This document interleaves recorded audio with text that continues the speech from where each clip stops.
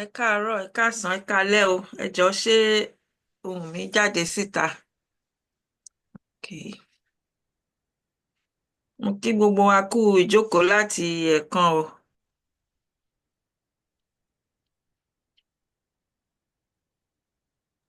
À ń gbóhùn yẹn máa sọ̀rọ̀ lọ ẹ kú wájú o. Okay. Thank you. Mo fẹ́ máa chẹ́ẹ̀kì ọ́díò mi nìyẹn pé okay, mo kí gbogbo wa kú ìjókòó ká tó máa kí ara wa lọ. Jẹ́ ká kọ́kọ́ orin orílẹ̀-èdè Yorùbá.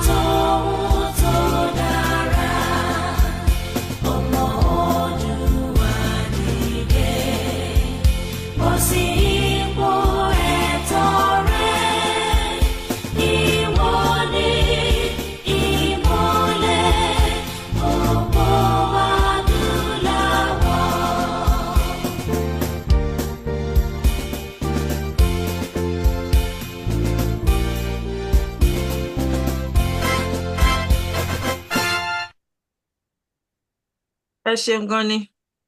Ó ní orin yẹn sọ pé èmi ni, ìwọ ni, ògo, ìmọ́lẹ̀, adúláwọ̀. À ń dúpẹ́ lọ́wọ́ Elédùmarè tí ó tún mú wa rí ọjọ́ òní. Òní ni 15th of February 2025. So à ń dúpẹ́ lọ́wọ́ Ọlọ́run wípé ó kà wá yẹ mọ́ àwọn tó wà ní òkè èèpẹ̀ lónìí ní àlàáfíà ara. Òun ni a ṣe lè bá wa péjọ. A ṣe máa ń péjọ pọ̀ ní ọjọ́ mẹ́jọ ní eléyìí. So mo ń kí gbogbo wa káàbọ̀ sí ìpàdé tòní, èyí tó jẹ́ ẹ̀tàlénígba irú ẹ̀ 203 of its kind. Mo lérò pé Yorùbá mi yẹn ó correct. So mo ń kí gbogbo wa káàbọ̀. A ti jókòó láti bí ìṣẹ́jú mélòó kan wípé ká lè pọ̀ díẹ̀ sí náà ni. Agogo tí à ń pàdé kò yí padà. I don't want video.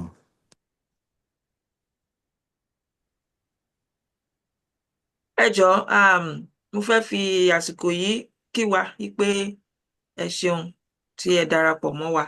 Bóyá àárọ̀ la wà níbi tí àwa ti ń darapọ̀, a kú àárọ̀ o. Bóyá ọ̀sán ni, mo kí wa kú ọ̀sán. Bóyá alẹ́, bóyá òru sì ni. Bóyá aago méjì òru àbí aago mẹ́ta òru lẹ wà níbi tí ẹ̀yin ti ń darapọ̀ pẹ̀lú wa. Ẹ ṣé, a dúpẹ́. A mọ̀ lóore. Sacrifice ni fún ilẹ̀ wa. Kì í ṣe iṣẹ́ ẹnìkankan, ṣùgbọ́n iṣẹ́ gbogbo wa ni. Nítorí náà a dúpẹ́ pé a pè yín, ẹ sì jẹ́ wa. So a rí ọjọ́ músolókùn, a ó máa tẹ̀síwájú. Mo kàn fẹ́ ka nǹkan díẹ̀ sí wa létí ni, bóyá ó ṣeé ṣe kó jẹ́ pé àkọ́kọ́ ìgbà àkọ́kọ́ tí àwọn kan máa darapọ̀ mọ́ wa ní eléyìí. Mo kàn fẹ́ ṣe kind of a house cleaning, wọ́n ṣe máa ń sọ ni, bóyá mo correct. So pé tí wọn bá tí ì fún wa ní àyè láti sọ̀rọ̀, ẹ jẹ́ kí a mute. Let's mute ourselves so that ìgbà míì ọ̀rọ̀ tí a ò fẹ́ káyé gbọ́ ó lè lọ bọ́ síta tá a bá gbàgbé láti mute ara wa. So ẹ jọ̀ọ́, àti pé kí gbogbo ẹ lè lọ ní ìrọ̀wọ́rọ̀sẹ̀, kí ọ̀rọ̀ kan má máa sá wọnú òmíràn láì ṣe tí a plan. So ìyẹn nìyẹn. Bóyá a ní ìbéèrè kan lọ́kàn tó sì ń ta fẹ́ béèrè, nínú ká fi sínú chat box, àwọn secretariat á wò ń bẹ̀, and they will do justice to the question. Question míì wà tó yẹ pé a lè má fẹ́ dáhùn ní gbangba báyìí, so secretariat á contact irú ẹni bẹ́ẹ̀ and explain. wọ́n á pè ta lè dáhùn fún even for other people to learn from, wọ́n á dáhùn. So but àyè wà fún ìbéèrè àti ìdáhùn. Abala ìbéèrè àti ìdáhùn ó máa ń wà ní towards the end of the meeting nígbà táwọn ọ̀jọ̀gbọ́n the panelists, I'm sorry, tán bá ti bá wa sọ̀rọ̀ tán, tá ti fi ọ̀rọ̀ wé ọ̀rọ̀ pẹ̀lú wọn, àyè wà fún gbogbo wa láti béèrè ìbéèrè. So tó bá di ìgbà yẹn, jẹ́ ká kọ ìbéèrè wa sílẹ̀ kó má lọ sá lọ mọ́ ní ọkàn wa, ká kọ sílẹ̀. So tó bá di àsìkò yẹn, a ní àǹfààní láti béèrè kí gbogbo ẹ̀ lè lọ ní ìrọ̀wọ́rọsẹ̀, kó má sí dàrúdàpọ̀. Òun náà ni. So I greet everyone, mi ì yọ ẹnì kọ̀ọ̀kan sílẹ̀, mi ì ní lè máa dárúkọ tóra tó mélòó kan báyìí níbí báyìí, ṣùgbọ́n àtàwa tá a ti ń wá, àtàwa tá a ṣẹ̀ ń wá, a máa wá, a sì máa bá ara wa ní agbára Elédùmarè. A máa tẹ̀síwájú. Màá pe I think Barrister Ògèdèngbé, wọ́n á represent princess. I think she's not. ilé iṣẹ́ nǹkan kan Táyọ̀ ó dé nìyẹn. Please mute yourself if you are not supposed to be the one talking right now. Sorry. Or mute everybody. So ẹ tó bá fẹ́ sọ̀rọ̀, we now, mute. Unmute. Sorry. So the directorate director ló yẹ kí wọ́n bá a sọ̀rọ̀ nísìnyí. So Barrister Ògèdèngbé máa delay they want to do that.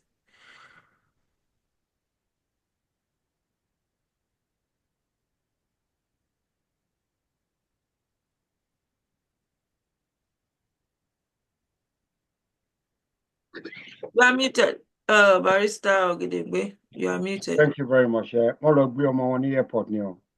The son was on holiday, and I think the lot fell on her to pick him up. So, tó bá possible, wọ́n máa join wa. Tó bá considering traffic nǹkan kan tí ò bá sí lọ́nà, she will join us. Wọ́n pè mí fún wọ́n dẹ̀ sọ yẹn pé kí n sọ fún yín. So, ó possible ó pé kí wọ́n join wa later. But obviously, wọ́n kàn máa encourage wa náà ni pé ká farabalẹ̀, ká learn from àwọn ọ̀jọ̀gbọ́n wa tí wọ́n wà níbí lẹ́yìn, wípé nǹkan tó bá fẹ́ sọ kí a farabalẹ̀ ká gbọ́, ibi tó bá yẹ káwọn náà ti contribute ká contribute. Odùduwà á gbé wa nígbé ọ̀dàlẹ̀. Ó jẹ́ nǹkan tó fẹ́ sọ ni. Mo ti rí Mrs. Marquis, ṣe ti rójú ẹ jẹ́ kí n tú àṣírí ẹ̀. Ó gbé grandchild dání. Ẹ̀rọ náà ṣe lè sọ̀rọ̀ ohun ẹlẹ́gbọ́lẹ̀ nǹkan yẹn. That's the grandson. That's the reason. Torí àwọn ọ̀la Yorùbá tá à ń ṣe fún lélẹ̀ náà. Hello boy, how are you? God bless you. Thank you. Well done, well done. Mo mọ̀ pé ó máa sọ èdè tí a dẹ̀ gbédè àwọn ọmọ kéékèèké. I understand why you cannot. God bless you. Thank you. Miss Akpata, over to you. All right. Ẹ ṣé gan, Barrister. Sister Bim Akinyo, that's a lovely baby there. Ẹ kú tọ́jú ẹ̀ o. Á dàgbà, á dògbó. àmì o, ẹ ṣé mo dúpẹ́. It's looking very cute. So, Apostle Raphael Adebayo, I am not sure he's around. Ó ní assignment tí bàbá náà máa ń ṣe, àwọn náà máa ń bá wa rọ àwọn èèyàn, láti rántí wa nípa ètò owó. I'm looking through the list.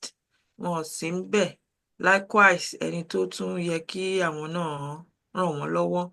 So I'm going to skip that portion of the agenda, and we go to the next one. So tí kan ní wọ́n bá padà wọlé, we will put them on to do the assignment. Orin tá a fi ń rán ara wa létí nípa ilẹ̀ wa tí a ò gbọ́dọ̀ gbàgbé, ọlọ́kan-ò-jọ̀kan tó ti ṣẹlẹ̀ àti bí ìlú wa ti dára tó, òun náà ni orin lẹ́lẹ́ ni yóò máa fẹ́ tí a máa ń gbé sí etí ìgbọ́ wa ní ọjọ́jọ́ Sátidé. So ẹ jọ̀ọ́ ẹ bá wa gbé sí kí a tún fi rán ara wa létí.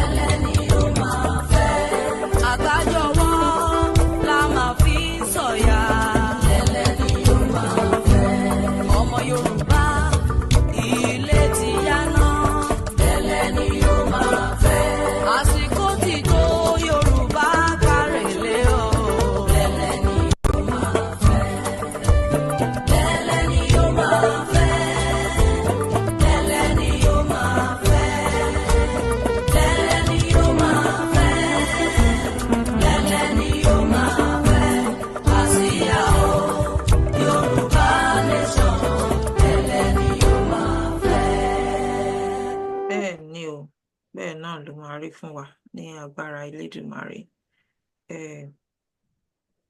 Àsìkò ti tó láti fi àwọn panelists, àwọn tí a máa fọ̀rọ̀ wá lẹ́nu wò, tá a máa béèrè ìbéèrè lọ́kan-ò-jọ̀kan ní ọwọ́ wọn lónìí. A fẹ́ fi ṣe àfihàn wọn. Lẹ́yìn yẹn náà, we'll go into, the program of the day, asking them questions láti lè fi bọ́ wa, láti lè fi tọ́ wa sọ́nà àwọn nǹkan tí a fẹ́ gbọ́ lẹ́nu. So, barrister, ó dàbí pé ẹ̀yin náà tún ni ó kàn ó, ẹ̀yin ló kàn ó láti ṣe. Ẹ ti mute ara yín o. Unmute yourself, please. Ẹ ṣé gan pé èmi ló kàn, mo dúpẹ́ oyè tẹ́ fi mí jẹ o, oyè èmi ló kàn. Thank you very much. Ẹ ṣé gan. Ìròyìn náà ní ṣá fún àwọn tí ò tí ì gbọ́ pé Pa Ayọ̀ Adébánjọ Afẹ́nifẹ́re Ọ̀hánifẹ́re pé a gbọ́ ìròyìn pé wọ́n ti kú. Ó ṣe dandan pé gbogbo ohun tó bá ń ṣẹlẹ̀ ní ìdílé Yorùbá ká máa fi lé yín, ká máa fi tó yín létí. Ìròyìn kan tó méjọ ní wíìkì yìí ò ní pé wọ́n ti lọ síbi tí àwọn bàbá Awólọ́wọ̀ tí wọ́n lọ. Tẹ́lẹ̀ mọ̀ pé wọ́n ní ọba mẹ́wàá, ìgbà mẹ́wàá. Èyí tó bá ṣe là ó ròyìn. Ṣé yìí ó ṣe ọ̀rẹ́ mi ọjọ́ ń lọ. Ẹ ṣayé ire o, ẹ dákun ẹ ṣayé ire. Ìwà rẹ̀ yé o, ìwà ni ó fún ni wà o, ẹ dákun ẹ ṣayé ire. Ọ̀rọ̀ Ọlọ́run ni there's no repentance in the grave where thou goest. And it is appointed for man to die once, then judgment. Gbogbo wa tá a wà ń bí, we all be stamped with expiry date. When we get to our bus stop, we'll come down. Jésù ní ẹ má sunkún o, ká lọ sunkún ẹ̀ṣẹ̀ wa. Wọ́n ní àsìkò wà láti tún ọmọlúwàbí wa ṣe. Tá a bá sì ń mí, àsìkò wà. Ẹ gbàdúrà fún mi kí n lè repent. Mi ò lè repent nínú ìsà òkú. If I offend anybody, please call me in love and rebuke me. Let me amend my ways. Ìyẹn ni. Torí wọ́n ní kò sí nǹkan tá a mú wá, kò sí nǹkan tá a máa mú lọ. Ayé asán ni, vanity all vanity. Àti ipò ayé àti dúkìá ayé a máa filẹ̀ síbí ni. Ẹni tó kú bí ẹni tó jì sí kòtò ní kọ́ra yìí kò lọ́gbọ́n. So ẹ jẹ́ kí gbogbo wa ká examine each time tí ẹnìkan bá kú, bóyá èèyàn dáadáa ni àbí èèyàn burúkú ni. Ìta bá lè tún ṣe, ta lè máa fi ogún tó dáa sílẹ̀ fún àwọn tó ń bọ̀ lẹ́yìn ká rò. So ó jẹ́ nǹkan tí èmi tí mo kọ́ nípa àwọn tó bá kú.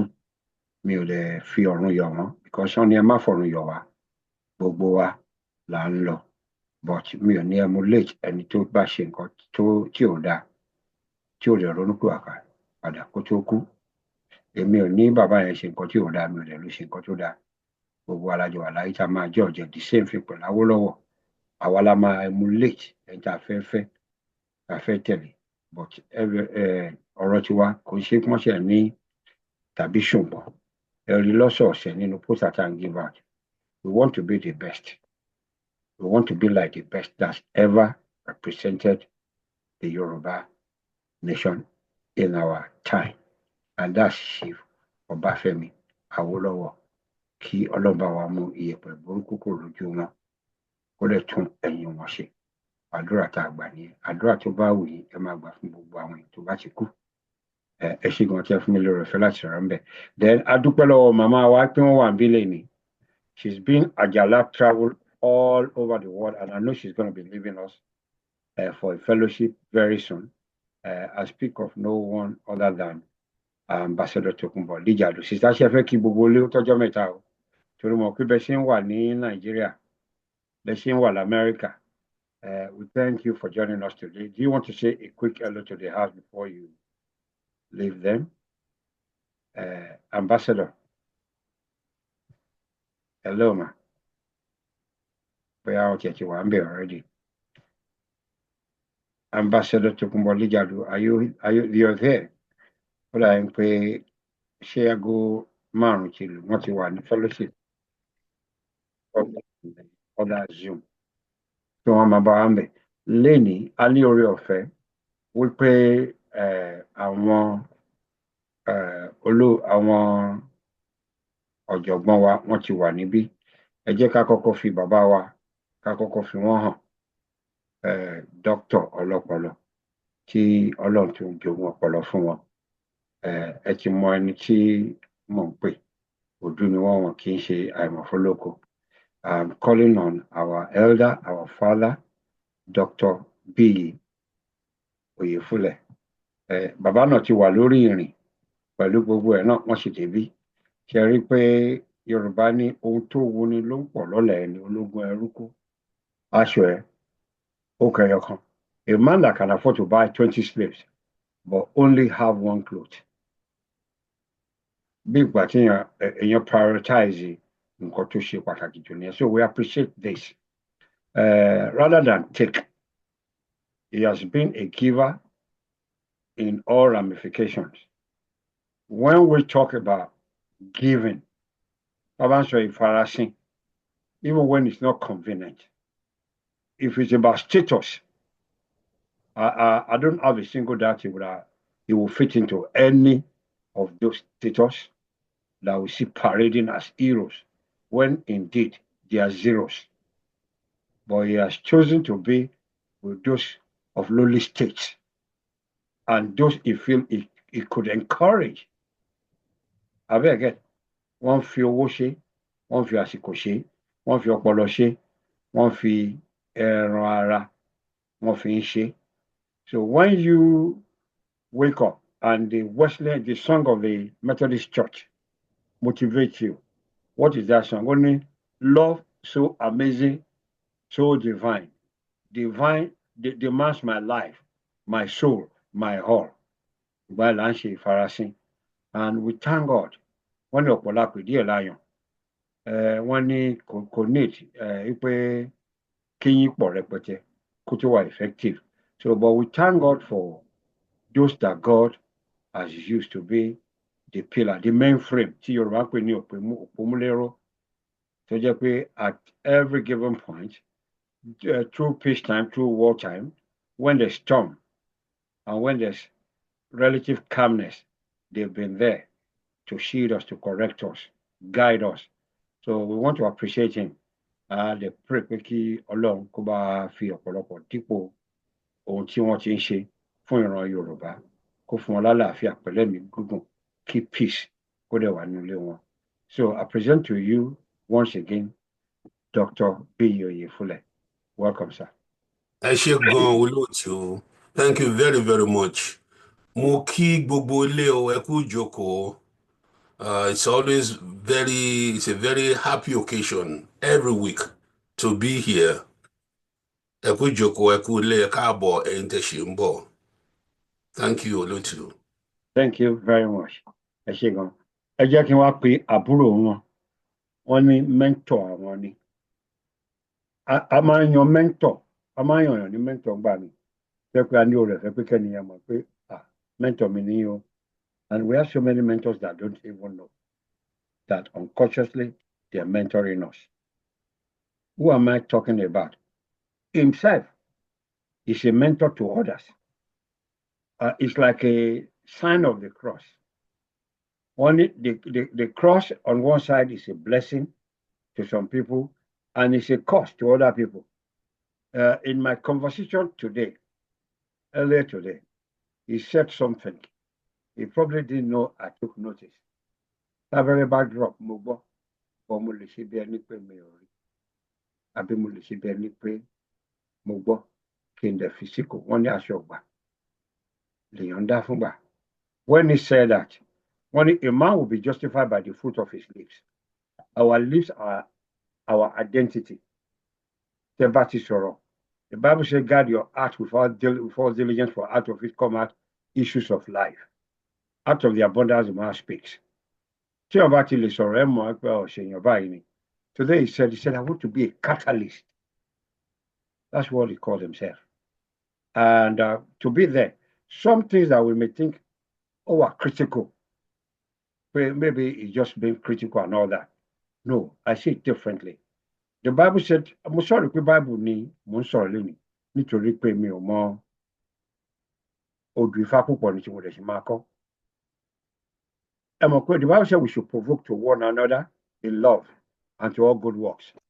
That's what is him being a catalyst. That's what he actually meant, and I got it. Orí ọ̀fẹ́ la ní wípé Àmọ̀tẹ́kùn ó wà pẹ̀lú wa lénìí. Ó wà pẹ̀lú wọn. Báwọn kan ṣe ń rí wọn, inú wọn dùn. Àwọn kan rí wọn, ẹ̀rù ń bà wọ́n pé ọmọdé yìí tún ti dé. But ìran Yorùbá kò sí nǹkan tá a wá. A pé tán nílé wa. So we thank God for men like himself, a father, a good husband, and somebody who knows when to keep quiet, and he knows when to lambast you when you cross the line. Not for himself, but for the sake of the 60 million Yoruba people in Yoruba land. We need more like him. And it's a privilege. Àgbàdúrà fún àwọn náà. Ẹ jẹ́ ká máa fi àdúrà ràn wa lọ́wọ́ lóòrèkóòrè. We need àdúrà. Àwọn bàbá wa máa ń súre. Nǹkan tó bá ti dá, ó fàdúrà. Èyí tí ò dá, ó fàdúrà. So with that in mind, once again, I present your son, your brother, your mentoree, and however you accepted him. Mentoree, Yes, so I'm actually so happy to have our brother with us today. Despite his busy schedule, often as much as possible, when he has the time, he's always with us. So it's a privilege to have Brother Sunday Samson, sorry, Aka Ademoye among us. No, Emma Benomi or rename. I'm not calling you change your name. Samson. Tefe force you. Anyway, orí mi wú. Ẹ̀jẹ̀ ti stop láti máa flow sí orí mi. Flow. Ẹ̀jẹ̀ máa flow. Ẹ̀jẹ̀ mi ò rò pé surgeon kankan wà in the house today. Ó dà pé mo rí Miss Akande yìí báyìí. Ó mà tó jọ́ mẹ́ta gẹ̀. Miss Akande wà ní ẹ̀jẹ̀ kí n gbójú wọn jáde. Ṣàlàáfíà la wà. Yèyé nípa àtúndì iṣẹ́. Nice to see you. And to see you nice. Thank you, sir. Yeah, welcome. Mi ò tí rojú de uncle mi o. Dr. I mean, thank you for showing up. Wow, pleasant surprise. Yes, so pleasant surprise. You are welcome. Ẹ ṣé gan ni mà. Ẹ kú ìbéèrè mi. Olúwaṣeun, we thank God. And Sister Tokunbo Lijado, Ambassador, mo ti jíṣẹ́ ti yín náà. Mo ní ṣe fẹ́ ṣe hello sí ilé. Torí I know you've been all over, and ìfẹ́ ló máa ń jẹ́ káwọn èèyàn bèrè pé àrí lágbájá. Wọ́n ní èèyàn sunwọ̀n láàrin. Ẹ ṣé Barrister. Bí ṣe ń rìn yìí mo ti ń lọ towards fellowship center wa. So mo ti send message sí yín pé by 5, I'm always hosting that fellowship. Ẹsẹ̀ tí máa gbọ́ tó ti ń kọ praise worship. Ẹsẹ̀ tí ń gbọ́ there's no one like Jesus ló ń kọ yẹn. Ẹ gbogbo lé mo kí yín o, happy glorious new year. Ọdún náà máa yàgò fún gbogbo wa o. Gbogbo ń tà ń fẹ́ la máa rí lọ́kọ̀ọ̀kan o.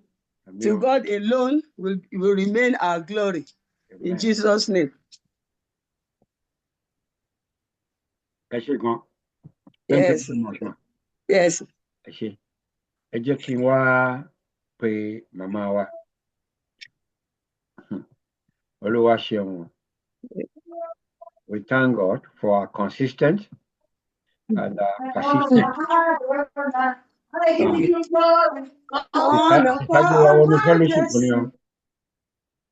Okay, thank God. So we thank God today for having our mother, sister, one of our leaders, and someone who have shown exemplary leadership qualities. Mo ti bá yín ṣe mà, tí ó pé gbogbo ìgbà ni kì í sùn wọn, kò dẹ̀ kí ń rẹ̀ wọ́n. Àwọn náà máa ń jẹ́ ká rántí òwe Yorùbá pé kàkà kó rẹ̀ mí, màá mú rẹ̀ rodò, màá fi ewé ọlọ́fẹ́, màá fi gbéra. I don't have a single doubt that affirmation Mrs. Sandakupola Obi wípé on a daily basis náà máa ń ṣe affirmation yẹn. Àwọn language kan wà tí mi ò gbọ́ lẹ́nu wọn rí. Àwọn language bíi pé ó rẹ̀ mí, ó sún mi, ọ̀rọ̀ yìí ò yé mi mọ́. These are positive energy that we need. So we pray that the Lord will forever rekindle his fire within her, and that everything she desires, God will grant. So Ori Ofela Nile ni pé we have such people amongst us. Despite the fact that if we're to look at certain things, many may find themselves unworthy, but you know what? It's always there. Wọ́n máa ń kọrin kan nígbà tí akẹrẹ kò sẹ́ni tí ò ní nature tó lè bínú. Jésù náà àwọn kọjá lẹ́nu temple, but òun náà ló tún kọrin pé mo fẹ́ dàbí Jésù nínú ìwà pẹ̀lẹ́ o, kò sẹ́ni tó gbọ́rọ̀ bínú lẹ́nu rẹ̀ lẹ́ẹ̀kan rí o. Ká lè mí dàbí ti Jésù ni. I'm sure pé many of you who behind the scene on many occasions have admonished me, advised me, rebuked me. Pé gbogbo yẹn bá máa ṣẹlẹ̀. So oore ọ̀fẹ́ náà ni, ìfẹ́ náà ni. We thank God for those of us that are not the same, but seek always to complement each other. Àìṣedéédé ara wa, agbára wa bó ṣe rí, nǹkan tó ń pè ní ìfẹ́, tó ń pè ní unity nìyẹn. And we thank God for mothers like her, who she's a representative of all good mothers in Yoruba land. We have so many of them amongst us. Mrs. Apata, Mrs. Akonde, Mama wa Marquis, our Mama Victoria, Mama Tonsi Nibi. These were the people they call faceless. But the faceless people are still here showing their faces. And the accusers are nowhere to be seen. They've disappeared to obscurity. So we thank God. Pé Mama represent our faceless. Nígbà tó bá crucial ní Yoruba land. Wọ́n dẹ̀ ń gbọ́ ohùn wọn, wọ́n dẹ̀ rojú wọn. Kí Ọlọ́run kó bá wa dì wọ́n mú. Welcome again, Mrs. Sandra Popola. God bless you. Thank you. Emma Shigonio, thank you so much, Barrister. Mi ò mọ bí tẹ́ sí lọ kó gbogbo àwọn nǹkan tẹ́ sọ yẹn o. Mi recognize ara mi ń bẹ̀, but we thank God for life. And Dr. Yefule, ẹ pẹ̀lẹ́ sir. Yes, sir. Ẹ kú weekend, sir. And my brother. Greetings, ma. Thank you, sir. My brother, Mr. Samson, Mr. Sunday, Mr. AK, Mr. Amote. God bless you. Àwa Yorùbá máa ń like láti sọmọ wa lórúkọ mẹ́ẹ̀ẹ́dógún. Nígbà bá máa kọ bá certificate mọ́, wọ́n máa béèrè pé kò sáyè mọ́. Orúkọ ń kún orúkọ ni. We thank God. And mo gbà gbogbo ẹ̀ yàtọ̀ sí AK. Aka. Aka number one, but not it. Aka. And I want to thank Mrs. Akonde. Long time no see. We bless God for you, and also Mrs. Marquis and your grandson, lovely young grandson there, Shegoni, and Barrister is up. We're not all the same. We thank God that we're all unique. Oh yes, not the same. Each individual is a unique being. And we thank God for that perfection that God has created in us. And may the soul of Pa Ayo Adebanjo, may his soul rest in peace. Wọ́n sọ pé àwọn Yorùbá náà ní pé gẹ́gẹ́ bí òwe pé a lè sùn ká kọrí síbì kan náà. He was obviously the example of that a gbọ́dọ̀ sùn ká kọrí síbì kan náà, because he saw things differently to some of us. But nevertheless, was loved and cared for. But we thank God for his wisdom and for the impact that he made in Yoruba land. I'm sure whichever way it is, orúkọ wọn kò ní parẹ́ nínú ìwé ìtàn. Adẹ̀dúpẹ́ pé today we are alive to celebrate him. Àwọn àgbà wa náà lọ láti kọ́kọ́ lọ níwájú wa. So we thank God for that. ẹ ṣé gan ni. Olúwa ṣeun. Ẹ ṣé gan Sister Yẹmisí Ìyálóde. Mi ò mọ̀ bóyá sister ti wà nínú building náà. Abẹ́ṣin wá ewé oyè yín á ti jẹ́ra o. Tó bá jẹ́ ewé àkókò yẹn lẹ́sìn wá ẹ lè rí yẹn mọ́. Ẹ jọ Mrs. Àpáta tẹ́ bá rí wọn ìjọba mi spotlight wọn ká lè mọ̀ pé wọ́n ti dé. Mrs. Akande àwọn náà very soon we believe her gbogbo nǹkan tó ń ṣe kọ́lọ̀ jẹ́ kí kó ṣeé ṣe kan ní great success in everything she's doing and she will be back. Àwa tá a tún jẹ́ bí brother fún wọn àwa náà fẹ́ ká jókòó kàn tiẹ̀ fún mi lórí ọ̀fẹ́ kí mi náà tiẹ̀ lè mẹ́ńtọ̀ wọn. Mrs. Akande mo ní ẹ tiẹ̀ fún mi lórí ọ̀fẹ́ kí mi náà tiẹ̀ lé mi èmi náà ní àwọn sísà tí mo mẹ́ńtọ̀ kẹ̀yin ló kẹ́ wá jókòó báyìí kẹ́ jókòó síbi ilé. Of course, gbogbo yín níbí náà ni mentor mi. I'm so proud of everybody and I'm happy pé mo láwọn àgbà níwájú tí mo lè fẹ̀yìntì. So ẹ má mi kàn. You've always been my mentor. Lóru lọ́sàn-án náà ni. Tẹ́ máa jí mi lẹ̀ ń gbà máa ní ṣé bàbá yìí ò kì í sùn ni? Kí ni wàhálà bàbá yìí gan-an? Mi ò fẹ́ kí sálúbàtà ṣe yín já ni o. Ṣé mo rí bàbá yẹn? Sálúbàtà ni ó wọ. Sálúbàtà ni ìjábọ̀ lágbàá. Dúpẹ́ ẹ ṣé gan ni tí n bá comment over the time I will then say my appreciation to everybody. Ẹ ṣé. Okay. Mo try láti stop laptop mi bí báyìí. Okay, ẹ fẹ́ log on àbí? Ben sí bigger. Ẹ fún mi ní 1 minute mo fẹ́ play music kan. Okay sir.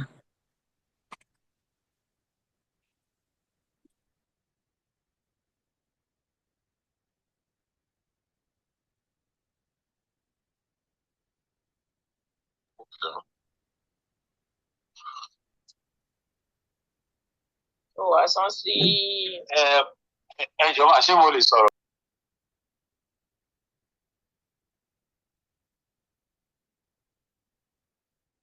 Iṣẹ́ wa fúnlẹ̀ wá fún ilẹ̀ ìbí wa kàgbéga kàgbéga kàgbéga fàyè rí.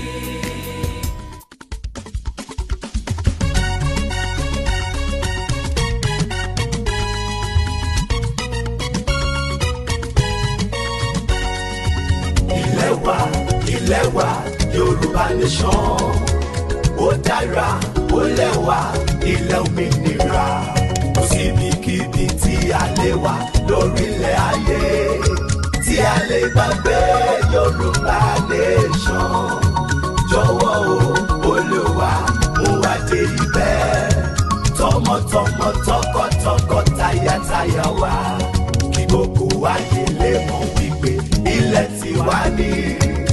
Àwa yóò dé Yorùbá nation jọ̀wọ́ o Olúwa ràn wá ní ọwọ́ láti gba ara wa nínú ìnira kò sọ́gbọ́n kọ́gbọ́n tí Nàìjíríà fi lè tàn wá jẹ. Àwa yóò dé Yorùbá nation. Mi lè gbé kọ́ọ̀lù yẹn nígbà tí ẹ bá mi sọ̀rọ̀ fún wa lórí láì pẹ̀lú àwọn airline.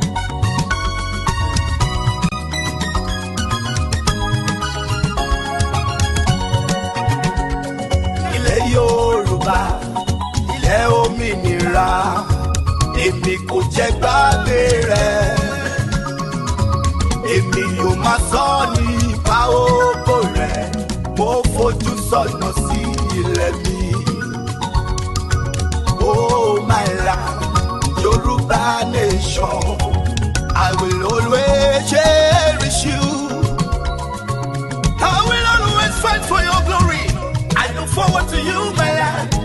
Yorùbá nation now. Ilẹ̀ Yorùbá, ilẹ̀ òmìnira, èmi kò jẹ́ ìgbàgbé rẹ̀. Èmi yóò máa sọ nípa ògo rẹ̀, mo fojú sọ́nà sí ilẹ̀ mi. Oh,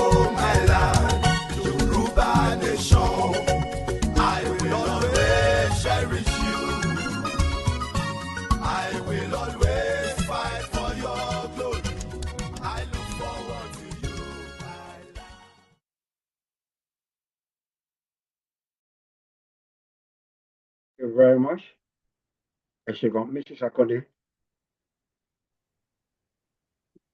Miss Akonde.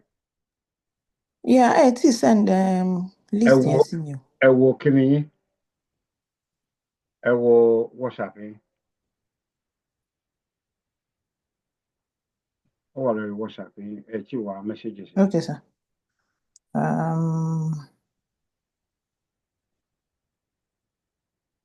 Okay, ó dà pé mo máa manage mobile number mi, mobile phone mi instead of mi ò rí máàkì yẹn set náà kó ti pẹ́ tí mo ti wá sórí Zoom.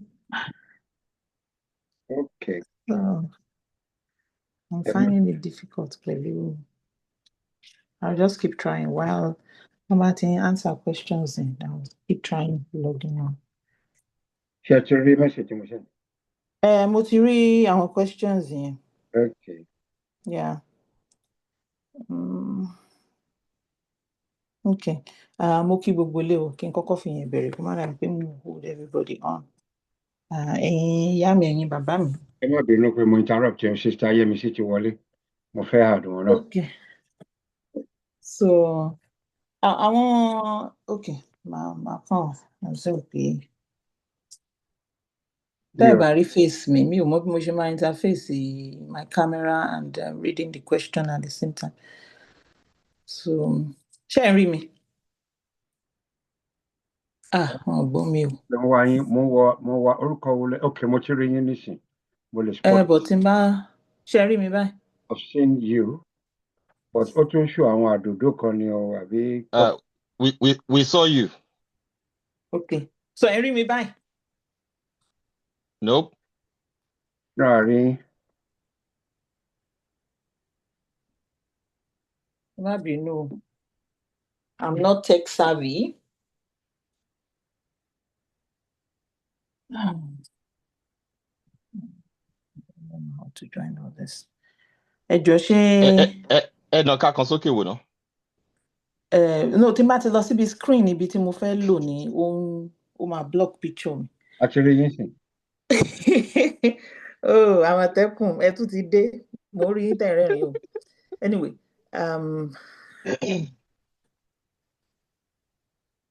Barrister Ògèdèngbé ẹ jọ̀ọ́ ẹ bá mi ẹ gbé music sí fún mi ẹ jọ̀ọ́. Music, okay. So All like right. I Ẹ jọ̀ọ́ want wọ́n to ní do ká this. ní brief interlude. Sure. We shall do that. Àwọn náà máa grill àwọn panelists wà lẹ́nu. Wọ́n á dẹ̀ bá yín náà nílé.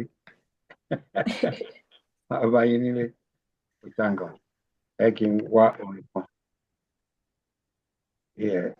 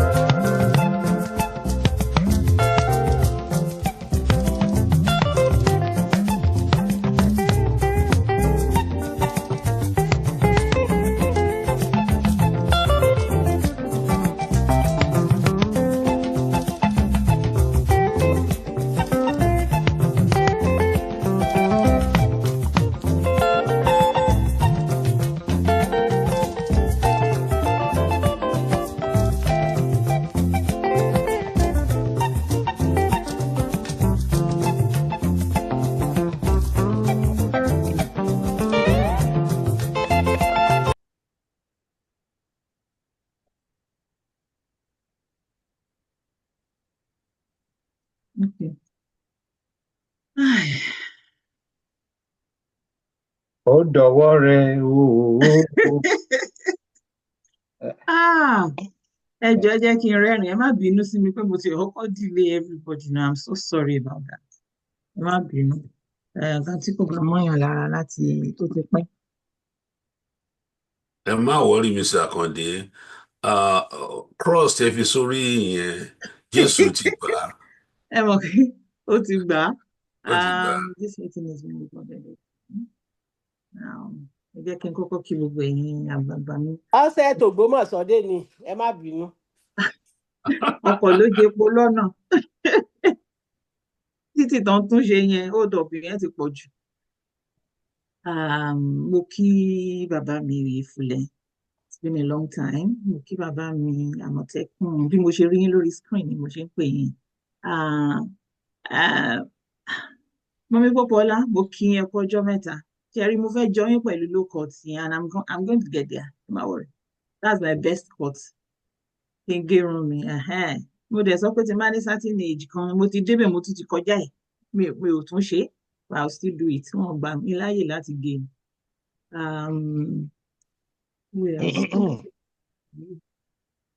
gbà mí mi ò rí ojú àwọn yòókù Sáyẹ́misí mo ti rí yín o ẹ kú ọjọ́ mẹ́ta now let's get down torí a ti pẹ́ mi ìdẹ̀ mi fẹ́ lò ju 1 hour lọ so that we can all go to daily dealings. The role of the Yoruba diaspora in quest for Yoruba nation self-determination. Tí máa máa béèrè màá ní ṣé self-determination yẹn ó ṣì wà? For sure ó wà láàrin wa wa tá a ṣe wá bí every Saturday. Láàrin àwọn ọmọ Yorùbá ẹgbẹ́ wa yòókù I don't know if people bóyá àwọn èèyàn wá ṣe ń ronú Yorùbá nation ẹlòmíì tó bá gbọ́ Yorùbá nation báyìí ó máa fẹ́ lè gé orí yín sílẹ̀ ṣé èèyàn máa blame wọn èèyàn ò lè blame wọn. Our historical perspective ẹ jẹ́ kí n kàn rí èdè kí n paraphrase àwọn nǹkan tí wọ́n kọ sílẹ̀ sí ní bíbá Yorùbá mi gan tún ti ń lọ bẹ́ẹ̀ ní English mi náà ń tà sí ara ó ti pẹ́ tí mo ti wá sọ Yorùbá ní bíbá bẹ́ẹ̀ ṣe expect mi kí n máa sọ. How has the Yoruba diaspora contributed to the past movements for self-determination and what lessons can be learned from history? Economic influence. Ìyẹn ni number 1 tí màá fẹ́ kí màmá mi Pópóọlá kán bá wọn bẹ̀rẹ̀ pẹ̀lú yẹn. How has the Yoruba diaspora contributed to the past movement for self-determination and what lessons can be learned from the history? Economic influences.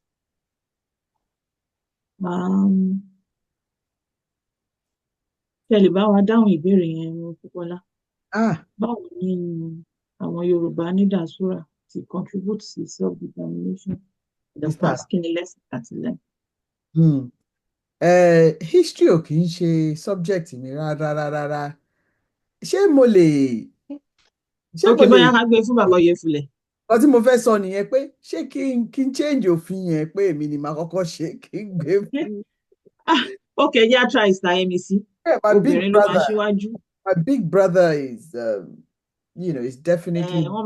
Every brother wọn máa bá wa kàp ẹ̀ ohun torí tán bá bẹ̀rẹ̀ history yẹn sìn mo máa ní láti lọ gbé ìwé àti pen mi ni. So Sáyẹ́misí if you are available. Hi.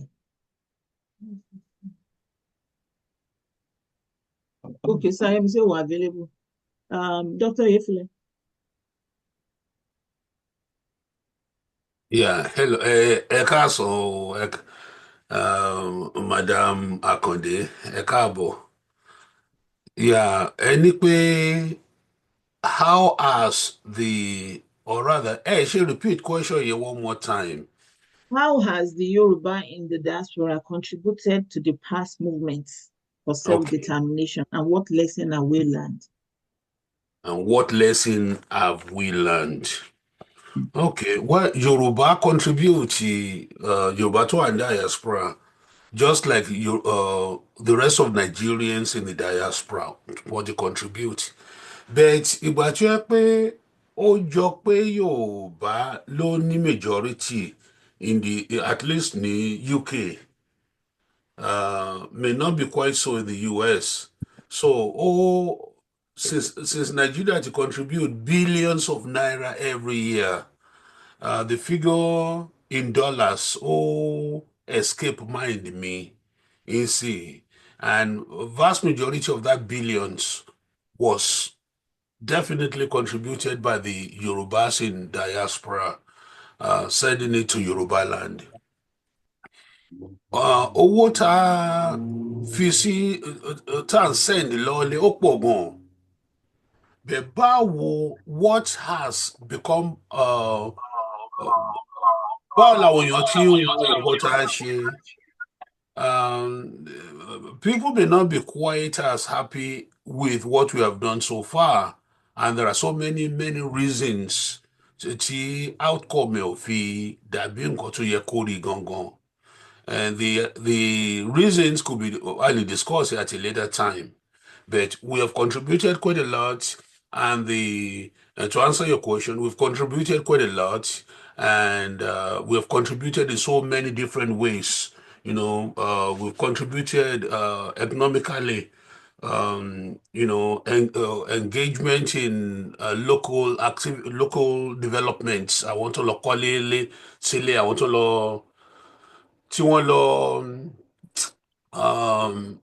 start businesses in late Yes, bẹ́ẹ̀ni. was through so many different reasons. But at a later time, we can go into those individual details. But so far, input were cool. It's not as appreciated as it really should have been. Back to you. Okay. Ẹ ṣé gan ni. Mo ti type question yẹn sínú ilé. Àwa tó bá happen pé mo gbàgbé or mo mix question yẹn together, we can find it in the chat room. Then màá encourage àwa tá a wà lórí ìjókòó náà ká máa contribute nínú chat room yẹn. This is forum for us to deliberate. It's not just kì í ṣe àwọn tó bá wà lórí ìjókòó yẹn nìkan náà ni wọ́n lè máa dáhùn. Àwa tó àbá fi wá sí hot seat, a lè máa fi ọwọ́ wa náà ká máa fi answer questions nínú ilé. Mr. Akonde, Yeah? I'm sorry. Yes, sir.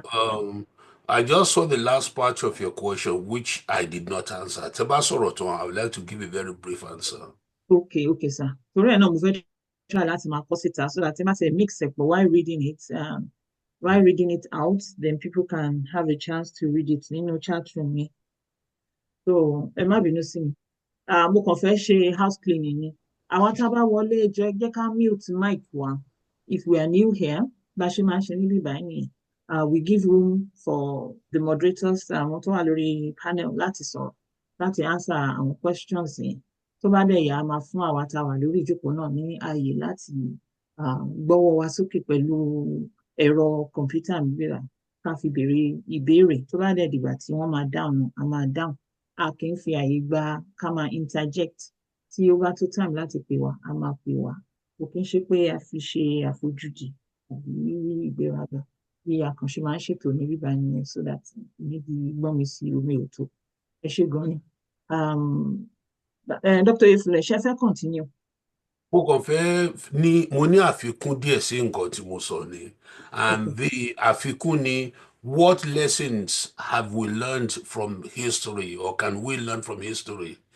Lessons I learned from history ni pé culture and society are constantly evolving. There used to be a time tó yẹ pé àwọn tó wá láti diaspora no lead the Nigerian independence.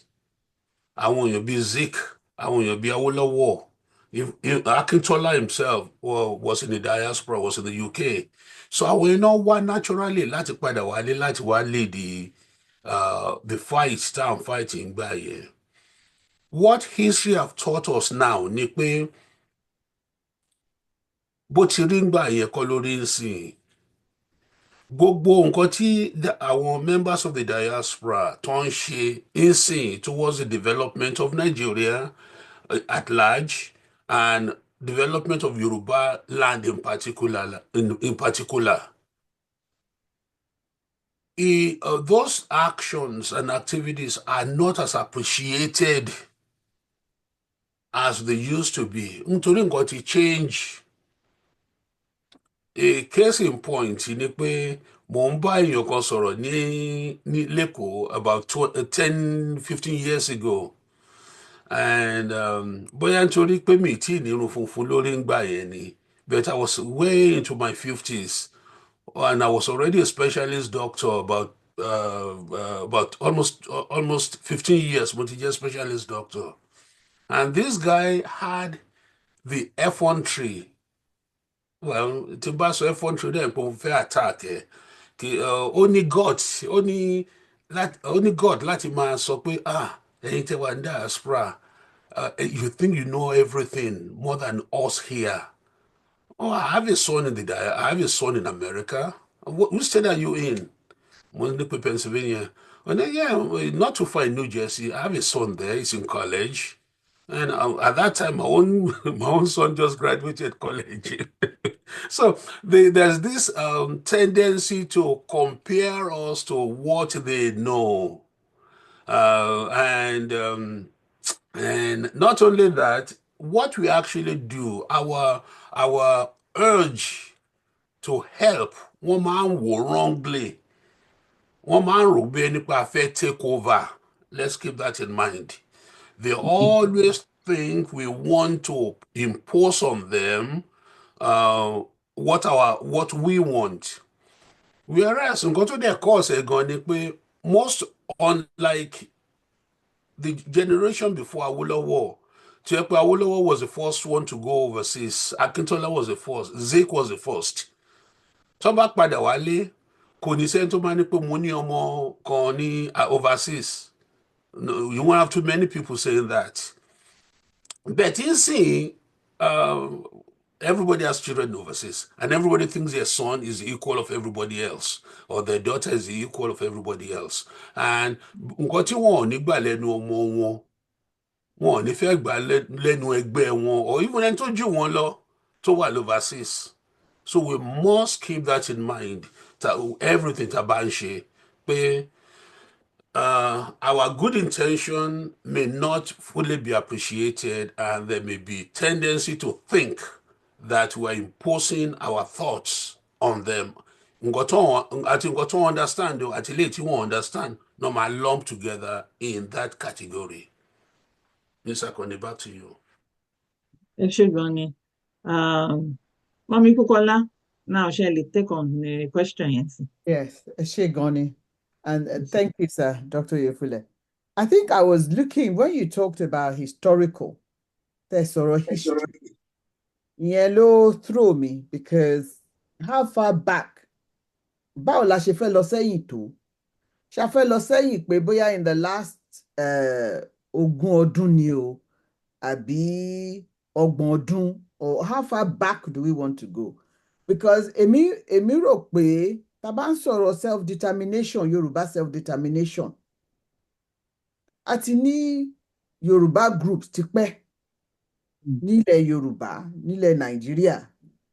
Ṣùgbọ́n ṣé àwọn self-determination groups yẹn, ṣé wọ́n gúnlẹ̀ dáadáa, wọ́n nípọn gidi gan ní diaspora? Mi ò sure until recently. Ìtorí ẹ̀ ni mo ṣe wá wò pé history yẹn, how far la fẹ́ gbé lọ yìí? So ẹ jẹ́ kẹ́mi mú láti bóyá about 20-30 years ago or 40 years ago even, gẹ́gẹ́ bí Dr. Yefule ṣe sọ pé even àwọn before then 60-70 years, tá bá ń sọ̀rọ̀ Awólọ́wọ̀, Zik kankan tí wọ́n wá láti diaspora láti lọ sí ilé, ìyẹn Nàìjíríà nìyẹn. Nàìjíríà ni wọ́n lọ try láti wò bóyá nǹkan lè dá, bóyá wọ́n lè túnṣe. Ṣùgbọ́n tá bá ń sọ̀rọ̀ Yorùbá, mi ò rò pé a lè fi wé ìgbà tá à ń sọ yẹn, táwọn èèyàn yẹn tí wọ́n wá tí wọ́n rò pé wọ́n lè tún ilẹ̀ Nàìjíríà ṣe, because ńgbà yẹn tó bá wá kàwé ní ìlú òyìnbó, gbogbo wọn ń sáré lọ́lé ni, because iṣẹ́ ń dúró dè wọ́n. Gbogbo yẹn ti change nísìn, kò séèyàn kankan tó ń wáṣẹ́ fún yàn kankan or whatever tó wọ́n fa anything. So tá bá gbé wá sí ìsìn pé self-determination, Yorùbá self-determination, àwa gbé sí recent times. màá sọ pé maybe in the last 6, 7, 5 years tí bá mú láti bẹ̀ yẹn a wò pé kí ni contribution tí wọ́n ti make sí movement a dẹ̀ mọ̀ pé àwọn kan ti wá àwọn kan ti lọ a mọ̀ pé àwọn kan wọ́n ti dá owó àwọn kan ti bàjẹ́ wọ́n ti dàrú pẹ̀lú gbogbo oríṣiríṣi nǹkan tí wọ́n ń ṣe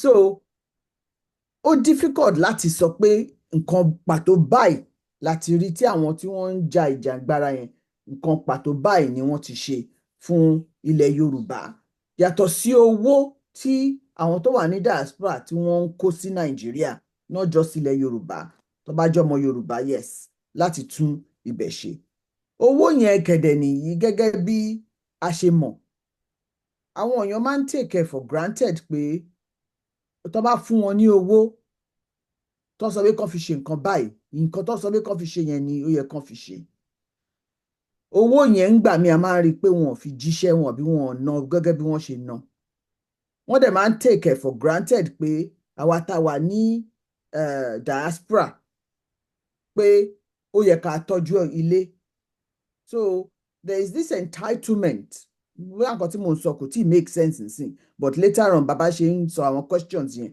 màá máa tún àdìkún there is this tendency fáwọn tó wà ń lé bẹ́ẹ̀ ni pé ẹ ṣáà lọ wà nílùú òkèèrè ó yẹ kẹ́ lè ná owó yìí kẹ́ nǹkan but tó bá wá di pé àwa fẹ́ fún wọn ní ìmọ̀ràn pé ìlú òkèèrè tá a wà yẹn o àwa ń rí nǹkan tẹ́yin ò rí àwa dẹ̀ rò pé báyìí ló ṣe yẹ ká ṣe láti gbé ìlú wa lárugẹ láti gbé ọmọ Yorùbá kọjá ibi tí a wà yìí ibẹ̀ lẹ ti máa rí tọ́mà opposition pé irọ́ o ṣẹ́yìn rò pé mọ̀ jù ni gẹ́gẹ́ bí Dr. Yefule ṣe sọ pé ṣẹ́yìn ẹ fẹ́ mọ̀ jù àwa lọ ni ṣèbá àwa tá wà ń bì àwa mọ̀ nǹkan tó ń ṣẹlẹ̀ náà so kí ni lesson ta lè learn from that èmi rò pé education ni we need to educate our people more à ń láti sòótọ́ fún wọn because tá bá lọ́lé gbogbo wa tá bá lọ́lé a ní tendency pé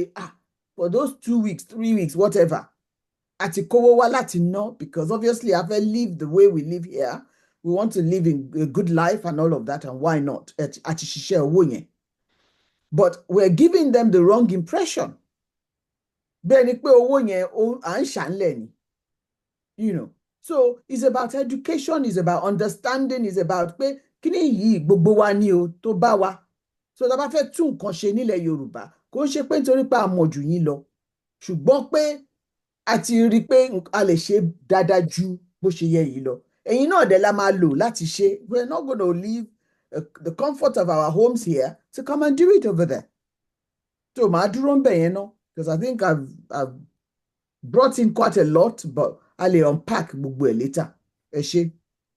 ẹ ṣé gan ni tí question yẹn bá yé mi dáadáa it's talking about our past diaspora back in the days tí wọ́n jà fún ìjàngbara ilẹ̀ ọmọ Yorùbá kí la benefit àti kéèyàn compare sí ìgbà tá a wà ń sìn kí ni nǹkan tí a lè learn from them if I'm right lifestyle Ògèdèngbé so there are many things tí bẹ́ẹ̀ ṣe sọ yẹn máa sọ̀rọ̀ nípa. Mo fi pé the question is dealing with diasporans, not just those who are relocated, but those who are still here. And let me draw a reference to Dr. Yefule. I have the privilege of seeing the pictures. Dr. Yefule, Professor Gelengbe, and so few others. You visited HID Awolowo. You basically liaise with all the Yoruba leadership back home. Baba Yoade Banjotonku, Mama Didiolu Awolowo, and Chinobo himself, and few others. You visited them, those who are called leaders. So when we're referring to diasporans, we're not talking of those who have been here and relocated. Oh yes, there are few that have relocated. We're talking of the roles how diaspora and play. Because in the issue of emancipation, there hasn't been emancipation without involvement of diasporans. Yesterday, and I was just laughing, I was listening to the late Maria Makiba. everybody will remember who she was. She was in exile with Makisela and so many of them from other parts of Africa. But our focus is on the Nigerian, the Yoruba diaspora. Can the impact you want to make to the desire for Yoruba nation to attain self-determination? She answer question, Mrs. Akwata. Then, madam, Thanks. màá dáhùn sí orúkọ yẹn ni mo mí. Tẹ́ bá pè mí lápáta, tẹ́ pè mí lákàndé. All of Sorry, them Mrs. Yorùbá Akande, name ni. Yorùbá Yeah, name ẹ ni. tún ti bẹ̀rẹ̀. Èmi kọ́ mo ní kẹ́ ṣe Yorùbá name ni èmi táwọn kọ́ mo kan ní wọn kẹ́ bá ṣe ti bínú tó bá ṣe ń gbọ́. Láti sọ jùlọ tẹ́ ṣe ní kẹ́ blé wọn. Ẹ má bínú. Yes. Ẹ ṣe. Stayemisi Statinu, are you still there? Ṣé ẹ ti wọlé? Mo wà ń bí o. Okay, ẹ kú ọjọ́ mẹ́ta. Mo fọjọ́ kan kún o. Ìyálóde mi, tèmi Do nìkan I ṣoṣo. actually want to talk to you? You have no choice. Ẹ má bínú, a máa parí ìjà wa lẹ́yìn ìsìn. Ẹ kújọ́ mẹ́ta, ọmọ mi ń kọ́, everybody ń kọ́. Dáadáa ni gbogbo wa wà, dáadáa la Wà wà. á ṣeun. Ṣé ẹ fẹ́ bá mi Mi dáhùn ò sí question? ìgbà tẹ́ ẹ̀ ń pè mí yẹn mò ń jẹ túwó lọ́wọ́ ni. Okay, nǹkan tó ṣẹlẹ̀ ni pé tẹ́ bá wọnú chat room, mo ti kọ question yẹn síbẹ̀. Màá wá pe Statinu, ẹ bá mi aláì Statinu. Kí Statinu dáhùn, kí bàbá mi Àmọ̀tẹ́kùn tó cap question yẹn up.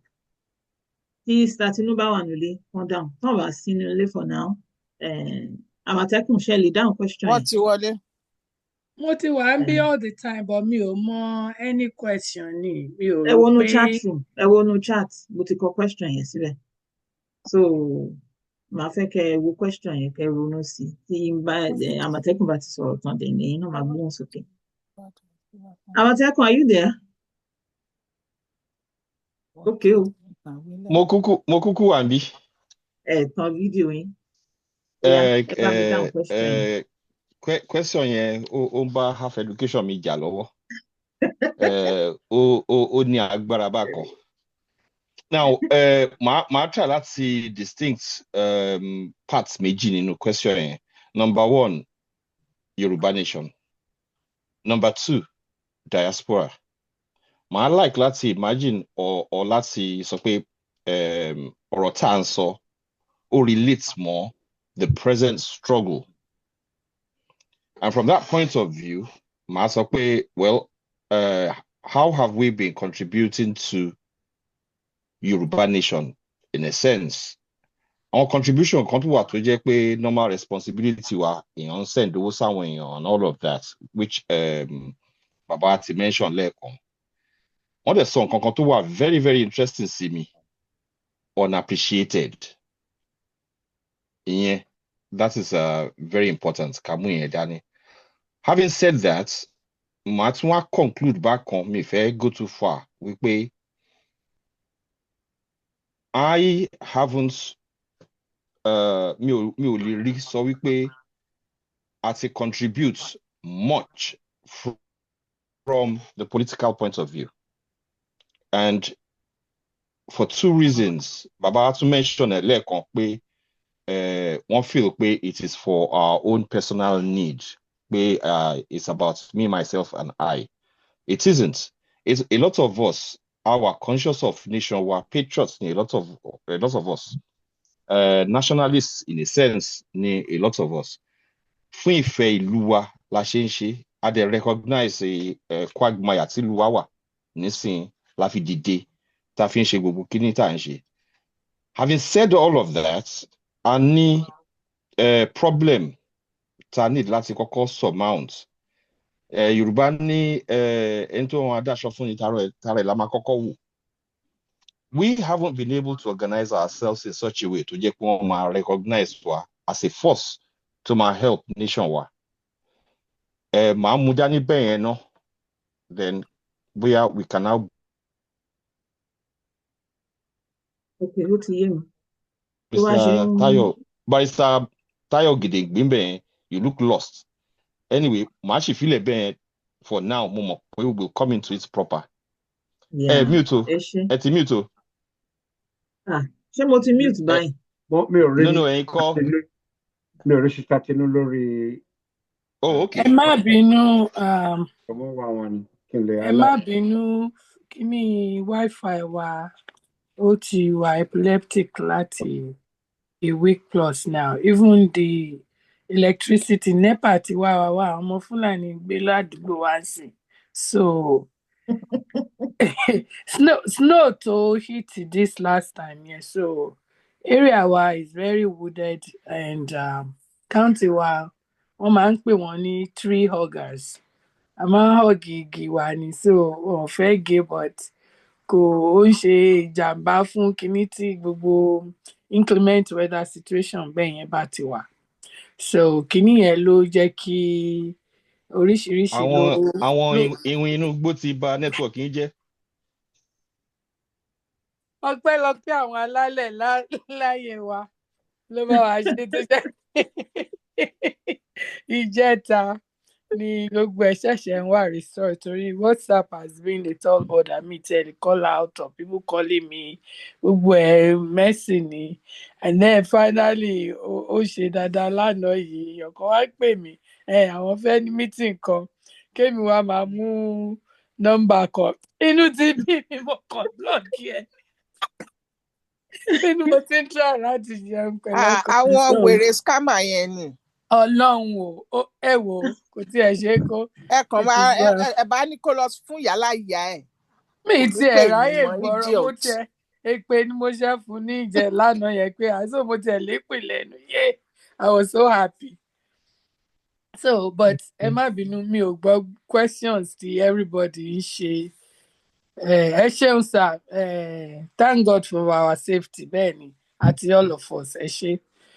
Mi ò mọ question tí ẹ put on the chat so ẹni ibi tí mo ti ń try láti sọ̀rọ̀ náà kọ̀ǹpútà mi ló tún lọ power down because of the instability in the Wi-Fi. So now if you can tell I'm just using my cell phone. So what was the question? Ẹ jọ̀ọ́ ẹ má bínú. How has the Yoruba diaspora contributed to past movements for self-determination? And what lessons can be learned from history, from historical perspective? Question yẹn gùn gan. But judging from torí mo bá àgbà tí Dr. Oyefule ń sọ̀rọ̀ àti Mọ́mí Pópọ́lá, let's just say pé mo fẹ́ attach ara mi mọ́ gbogbo nǹkan tí wọ́n ti sọ. So because historically I don't think I can do justice or do it justice more than they have. But nǹkan kan tí mo kàn tó yọ jáde lọ́kàn mi nígbà tí wọ́n ń sọ̀rọ̀ ni nípa pé ọ̀rọ̀ pé the topic ìgbà míì tí mo bá rí kíní topic wa lórí forum tí wọ́n send síta mo máa ń ronú nǹkan tó connote first and I believe pé bóyá bẹ́ẹ̀ ló ti yẹ ká máa bẹ̀rẹ̀ but ibẹ̀ yẹn lọkàn mi ń lọ so but bóyá ẹ ṣì máa débẹ̀ anyway so without belaboring the issue ẹ jẹ́ kí n adopt gbogbo nǹkan tí wọ́n ti sọ síwájú because mi ò rò pé mo ní nǹkan kan tí mo fẹ́ fi kún other than pé bóyá nationhood àbí nǹkan tí Yorùbá jẹ́ but at that time mi rò pé Yorùbá land ní ma.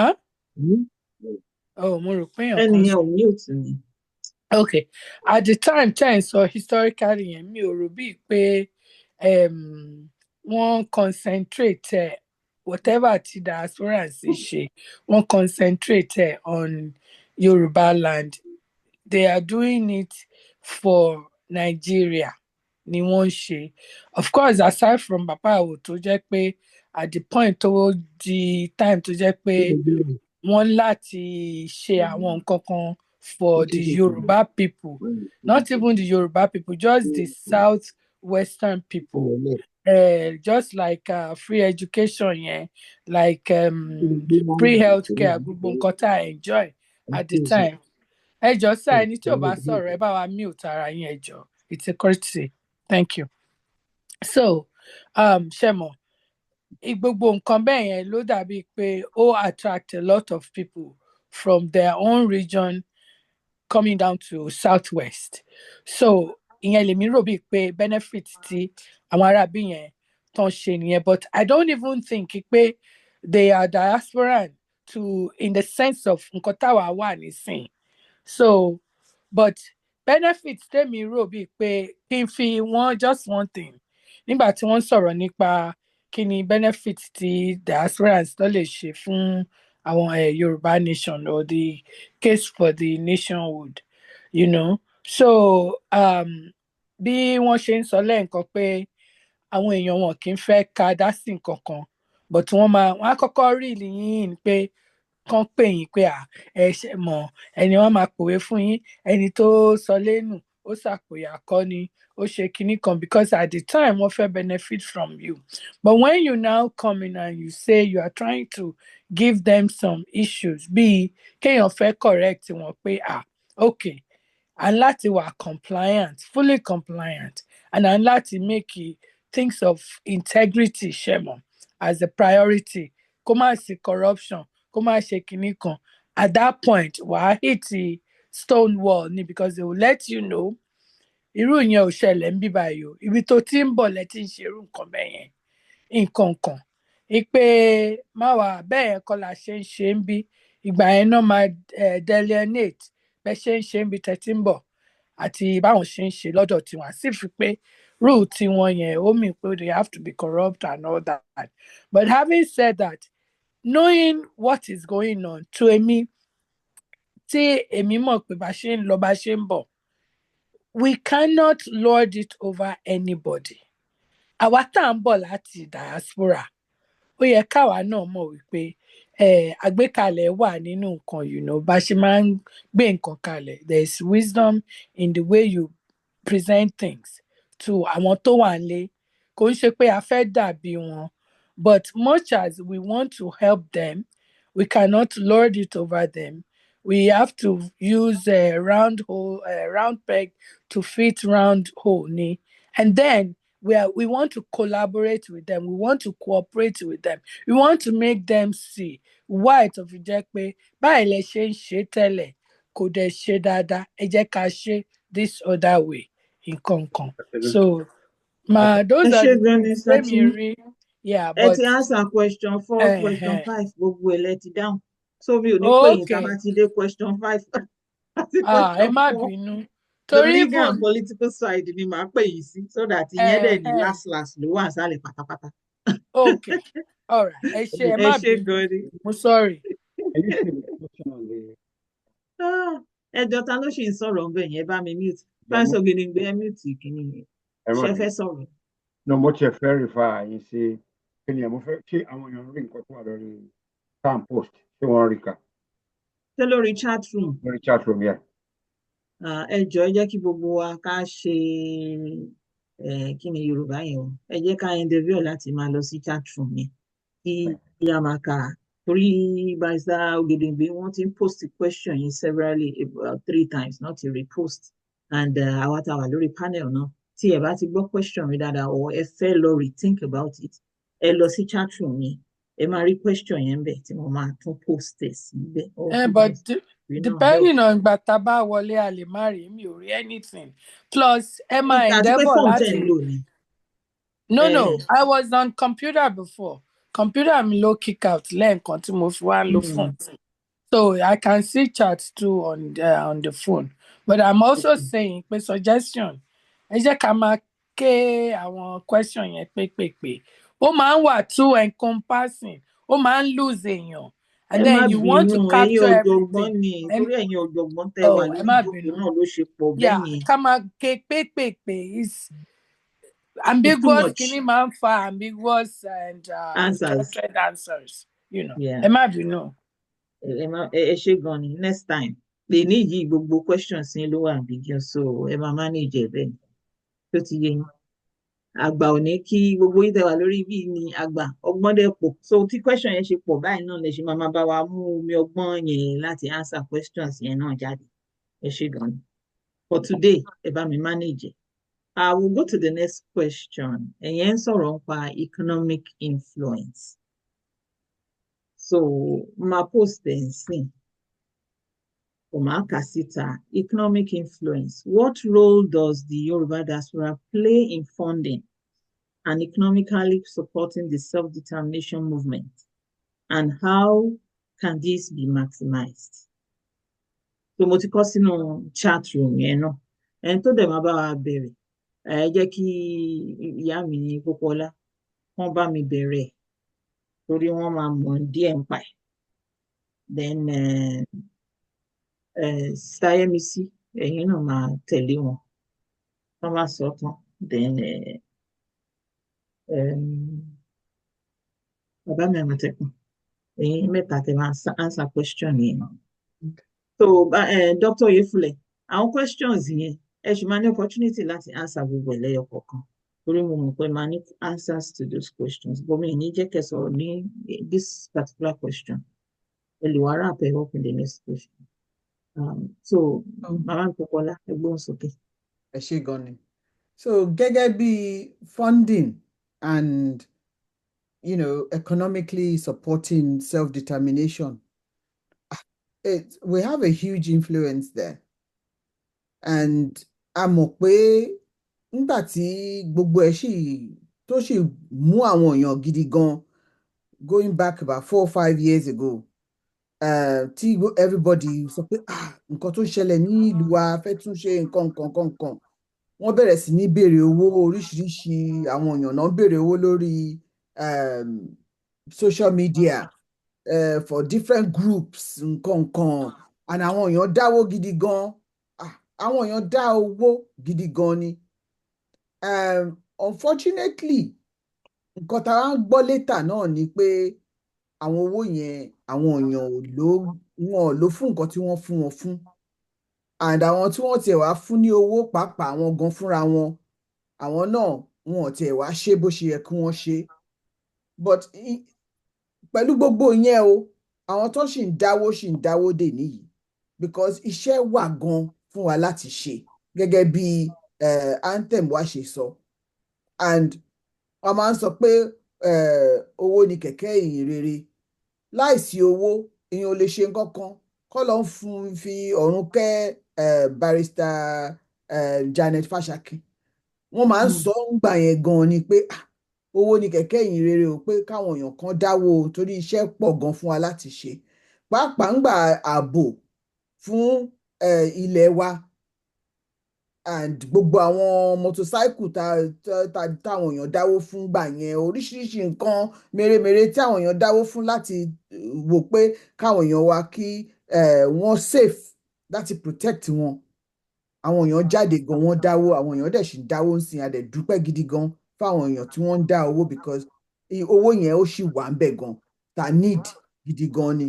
Tá a bá wo example àwọn other countries tí ó jẹ́ pé wọ́n wá self-determination, tá a bá wo Israel, tá a wo India, tá a wo China, even though àwọn yẹn wọ́n ti ní self-determination wọn o, ṣùgbọ́n àwọn diaspora ni wọ́n ń dá owó láti fi máa tún ìlú wọn ṣe because wọ́n mọ̀ pé owó yẹn ó jẹ́ nǹkan pàtàkì gan láti ní nítorí àwọn èèyàn tó wà ní ilé kò ṣe pé àwọn ò ní owó, mi ò fẹ́ sọ fún wọn pé wọ́n poor o, ṣùgbọ́n owó wọn kò tó. So owó diaspora ó nípọn láti help àwọn èèyàn wa gidi gan ni and ó ti help movement wa nígbà tí wọ́n ṣe not protest, mi ní pè ní protest but tó ń jáde síta tá ń fi ẹ̀dùn ọkàn wa hàn ìjọba pé a fẹ́ lọ nǹkan owó ni wọ́n need. Àwa náà níbí gẹ́gẹ́ bí Yorùbá Nation Global Directorate, àwa náà mọ ipa ta kó ń gbà yẹn, yàtọ̀ sí bicycle, yàtọ̀ sí t-shirt, yàtọ̀ sí oúnjẹ, yàtọ̀ sí wọn sanwó fún àwọn èèyàn tí wọ́n ń help wa nílé nǹkan kan oríṣiríṣi owó náà ni a fi ṣe gbogbo yẹn láti rí i pé ìjàngbara tá à ń jà yìí ó yọrí sí rere.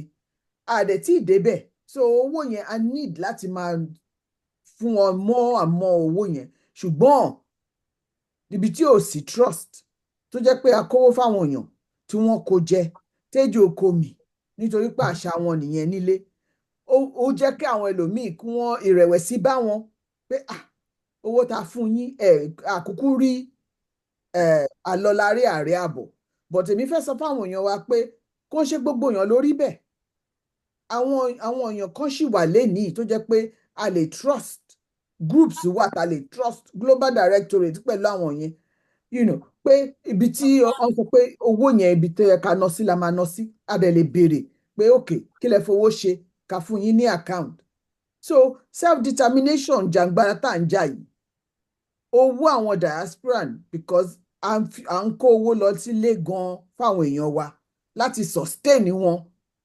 because tá bá wo èlò ni oníkálukú ń gbà ń sìn wọ́n sọ pé káwọn kan san minimum wage 70,000 wọn ò tí ì san àwọn míì ò tí ì rí san fún àwọn òṣìṣẹ́ wọn so owó diaspora òun ló ń gbé àwọn èèyàn wa nílé tí wọ́n lè rí jẹ tí wọ́n lè rí mu pẹ̀lú gbogbo ẹ̀ náà àwọn èèyàn wa ó dàbí ẹni pé wọn ò fẹ́ gbọ́ nípa self-determination yìí nítorí pé kí ni àti jẹ àti mu òun ló ṣe kókó nínú ọkàn wọn so ẹ wá béèrè the other question pé báwo la ṣe lè maximize báwo la ṣe lè make sure pé owó tá a tẹ̀ wá ń gbé lọ léyìí ó ń ṣe nǹkan tí ó yẹ kó ṣe àwọn èèyàn tí a lè trust àwọn náà ni a máa lò láti fi ṣe àwọn iṣẹ́ náà and láti mọ níbo ni wọ́n nídìí owó yẹn sí láti gbé ọ̀rọ̀ self-determination yìí lọ síwájú because yàtọ̀ sí ọ̀rọ̀ ààbò báwo la ṣe ń ṣe tó jẹ́ pé ìjọba ó gbọ́ nǹkan tí à ń sọ a ti sọ lórí ìkànnì yìí tipẹ́tipẹ́ pé kò jọ pé ìjọba wọ́n gbọ́ ṣùgbọ́n wọ́n ṣe bí ẹni pọ́n ọ̀gbọ́ ni tá bá rí nǹkan tó ṣẹlẹ̀ ní 2 days 3 days ago pẹ̀lú àwọn South West governors lẹ́yìn tí Ṣèyí Mákindé pariwo pé wọ́n ti wọ agbègbè òun o 12 I think is about 12 kilometers or 12 miles away from his state wọ́n ti yí wọn ká wọ́n ti yí wọn ká so ẹ wá rí i pé wọ́n ti ń gbọ́ so nǹkan tá bá ṣe máa maximize ẹ̀ ni pé ká béèrè pé ńbo ni nǹkan tá need láti báwo la ṣe lè bá àwọn governors wa sọ̀rọ̀ tí wọ́n lè gbọ́ sí wa létí nǹkan tá máa bẹ̀rẹ̀ sí ní béèrè nìyẹn báwo la ṣe lè educate àwọn èèyàn wa bàbá Aliu ti wá sórí ìkànnì yìí rí tí wọ́n ń ṣe oríṣiríṣi wọ́n ní ìwé tó ń ṣe wọ́n ní fídíò tó ń ṣe wọ́n ní rédíò kẹsẹ́ẹ̀tì nǹkan oríṣiríṣi tó jẹ́ pé àwọn èèyàn lè máa gbọ́ kí ni self-determination kí ló mean kí ni nǹkan tá a lè ṣe láti gbára wa kúrò nínú gbèkùn tá a wà yìí gbogbo orú nǹkan bẹ́ẹ̀ yẹn ló ṣe yẹ ká ṣe even pàápàá jùlọ media global directorate wọ́n ní media platform báwo la ṣe lè lò láti support to make sure pé gbogbo àwọn èèyàn gbọ́ nǹkan tí à ń ṣe nǹkan tó fà tó ṣe jẹ́ pé a fẹ́ self-determination nǹkan so there are ways that fi lè maximize it but at the end of the day a láti trust ara wa a láti bẹ̀rẹ̀ sí ní mọ̀ pé ọmọ ìyá ni wá ọmọ bàbá ni wá tẹ́ bá jí wa ní owó ẹ jí ara wa ní owó ni ìkan náà ni wá tẹ́ ẹ bá fi ránṣẹ́ tẹ́ ẹ ṣe bó ṣe yẹ ká ṣe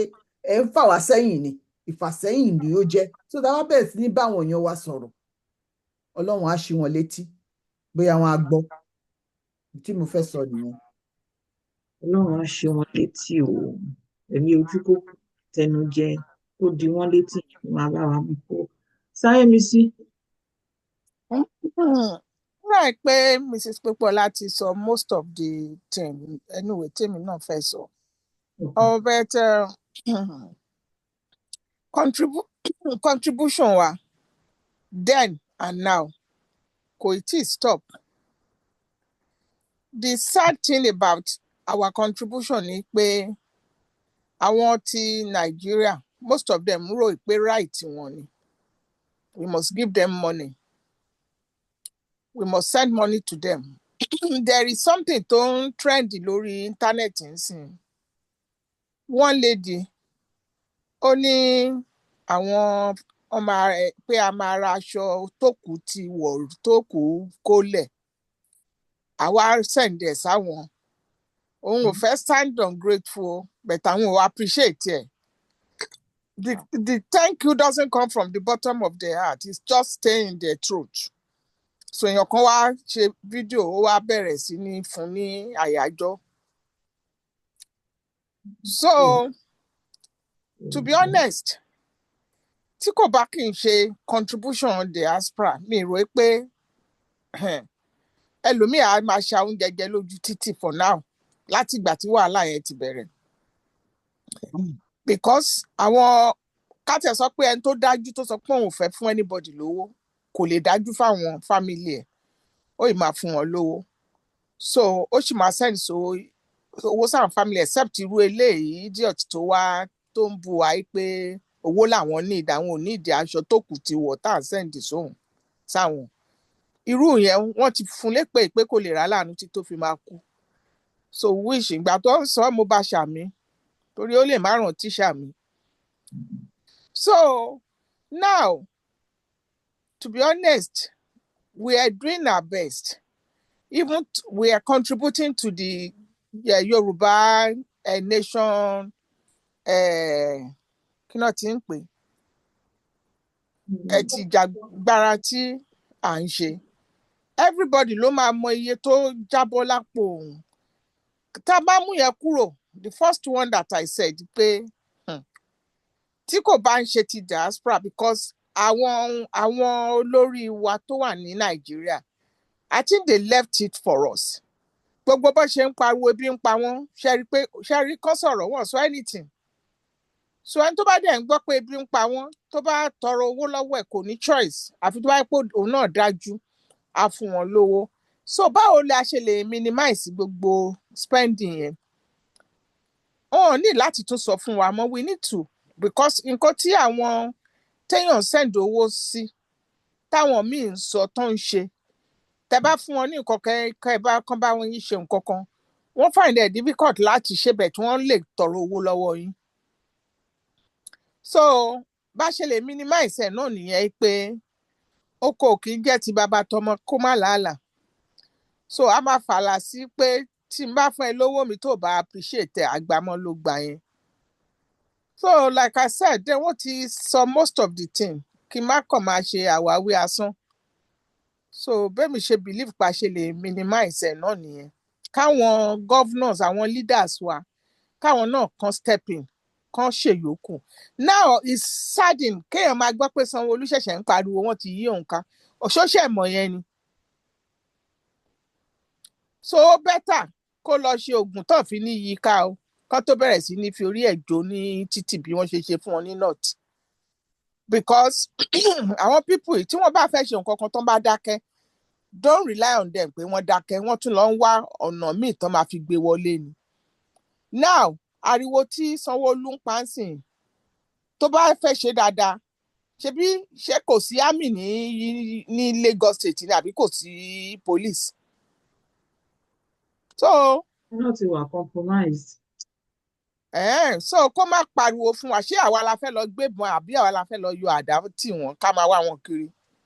Òun náà fún ní owó security vote àbí kí náà ń pè wọ́n, òun ló ní owó yẹn lọ́wọ́, so kó lọ sort it out. Ó dẹ̀ lè dúró dé ìgbà tó bá kanlẹ̀kùn ẹ̀. Problem ẹ̀ nìyẹn. Àwọn family titi wa tó wà ńbẹ̀ búburú kan ò ní ṣẹlẹ̀ sí wọn. Ẹ ṣé gan ni Sáyẹ́mísí. Àmọ̀tẹ́kùn, your turn. Ẹ ṣeun. Ṣẹ́rí ẹ̀kan kan máa ń wà táwọn èèyàn máa ń sọ̀rọ̀, gbogbo náà la máa ti gbọ́ rí tó jẹ́ pé wọ́n máa bú ọmọ Yorùbá pé bẹ́ẹ̀ ni pé ọmọ Yorùbá useless àdá and bla bla bla, irú ọ̀rọ̀ bẹ́ẹ̀ yẹn ó máa ń rùn yàn nú tán bá ń sọ, because at the end of the day ẹṣin wájú ni tẹ̀yìn wò sáré. A lot of àwọn tá a pè ní àwọn leaders wa wọ́n ti misdirect àwọn èèyàn wa, but coming back to ọ̀rọ̀ Yorùbá nation, àwọn èèyàn dáwó, wọ́n dẹ̀ dáwó yẹn conscientiously, wọ́n dáwó yẹn rẹpẹtẹ at the time. Àwọn tó ra fóònù, wọ́n ra laptop. Èmi mọ̀ pé ní group kan ara binoculars pé okay o, ṣé a fẹ́ máa lọ ṣọ́ ibi tó ń gbà wọlé, ara night vision mọ́ nǹkan kan bẹ́ẹ̀, ṣé cash ní ká sọ ni? Ara àwọn èèyàn tó ń gbé mọ́tò sílẹ̀, ara àwọn èèyàn tó gbé ilé ilé odindi ilé sílẹ̀ motorbike wà ń bẹ̀ motorbike yẹn ló ti àpọ̀ jù táwọn máa estimate ẹ̀ mo sure pé gbogbo motorbike tí ó jáde láti diaspora lọ sílẹ̀ Yorùbá láti 2020 di èní modestly máa sọ pé 250 but mo mọ̀ pé nọ́mbà yẹn high jù yẹn lọ there's not much more tá a lè ṣe but wọ́n unfortunate wípé àwọn tó yẹ kí agbójú okùn lé wọn dẹni àbí báwọn náà ṣe ń sọ̀rọ̀ yẹn it's a shame wípé ṣẹ́rí tó wá jẹ́ pé a fẹ́ ṣe dáadáa ni àwọn tó kọ́lé mọ́ Yorùbá nation lára mi ò ní ṣépè o but ó máa ń dùn mí wípé wọ́n kówó fún ẹ nítorí Yorùbá nation ó lọ fi kọ́lé wọ́n fún ẹ lówó fún Yorùbá nation ó lọ ra mọ́tò.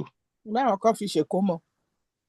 àwọn kan fi ṣe ìkómọ and all of that kí ló wà ń bẹ̀ tí o ti bẹ̀ kúrò kó jẹ́ pé wọ́n ní gbà ó lọ fi ṣe nǹkan báyìí nǹkan tó yẹ kí èèyàn ṣe nìyẹn Yorùbá ní báwo náà ṣe ń sọ̀rọ̀ yẹn náà bẹ́ẹ̀bì tí ò bá pé kú àfẹ̀yìnfẹ́ lẹ́yìn kì í ṣe ti Yorùbá rárá a lot of money was lost now àwọn tó wà ní middle dẹ̀ nìyẹn àwọn tó ń gba owó dání tán kó ná ìwọ̀nba eléyìí tó tún á di pé ó tún á dé ibi tó yẹ kán utilize ẹ̀ dáadáa àwọn yẹn náà tún bà lé bí adìyẹ a lot of it wọ́n embezzle a lot of it wọ́n mismanage and it's so unfair ó dàgbà ṣe sọ̀rọ̀ yìí ní last week because majority àwọn tó ń kówó yìí lẹ̀ majority wọ́n ń ṣiṣẹ́ wọ́n sweat fún owó yẹn àwọn àgbàlagbà and all of that unfortunately ó ti ṣẹlẹ̀ náà nìyẹn kò sí much tá lè ṣe sí but ẹ wá kọ kíní kan sísàlẹ̀ question yẹn ẹ sọ pé báwo la ṣe lè maximize it and that is suggesting wípé okay tá bá ní second chance around kí ni ká ṣe kò sí bá ṣe fẹ́ ṣe àwọn èèyàn ò ní dáwó ní rate bọ́n ṣe dáwó the first time yẹn àfi tí èèyàn bá fún wọn ní assurance wípé honesty máa wà ń bẹ̀ accountability máa wà ń bẹ̀ transparency máa wà ń bẹ̀. I don't know of the account system àwọn groups tó kù but I have no confidence in any group whatsoever yàtọ̀ sí nǹkan tí mo rí lọ́wọ́ Global Directorate. None of them can come out kan wá fún wa ní idea wípé anáwó sí. In fact there was so much ìjà lórí ọ̀rọ̀ owó tán dá fún campaign so ó máa difficult fún àwọn èèyàn láti tún dìde ń sìn who do we trust and these are the same people tó jẹ́ pé tí group kan bá dìde wọn ní farabalẹ̀ kan access integrity group yẹn kan find out pé kí ni group yẹn ń ṣe or kan join wọn or kan try láti ṣe oversight in a very simple way wọ́n ṣe máa bà group yẹn jẹ́ náà máa wá and wọn then realize wípé ọ̀tẹ̀ kan ò jù yẹn lọ betrayal kan ò jù yẹn lọ because àwọn tí o mọ̀ o ò darapọ̀ mọ́ wọn o ò ní evidence pé wọ́n kó jẹ o ò mọ bó ṣe ń ṣòwò wọn ibi tí wọ́n gan wà fúnra ẹ̀ ó wà nínú àwọn tó ti kọ́lé ó ti wà nínú àwọn tó ti fi owó ra iyì so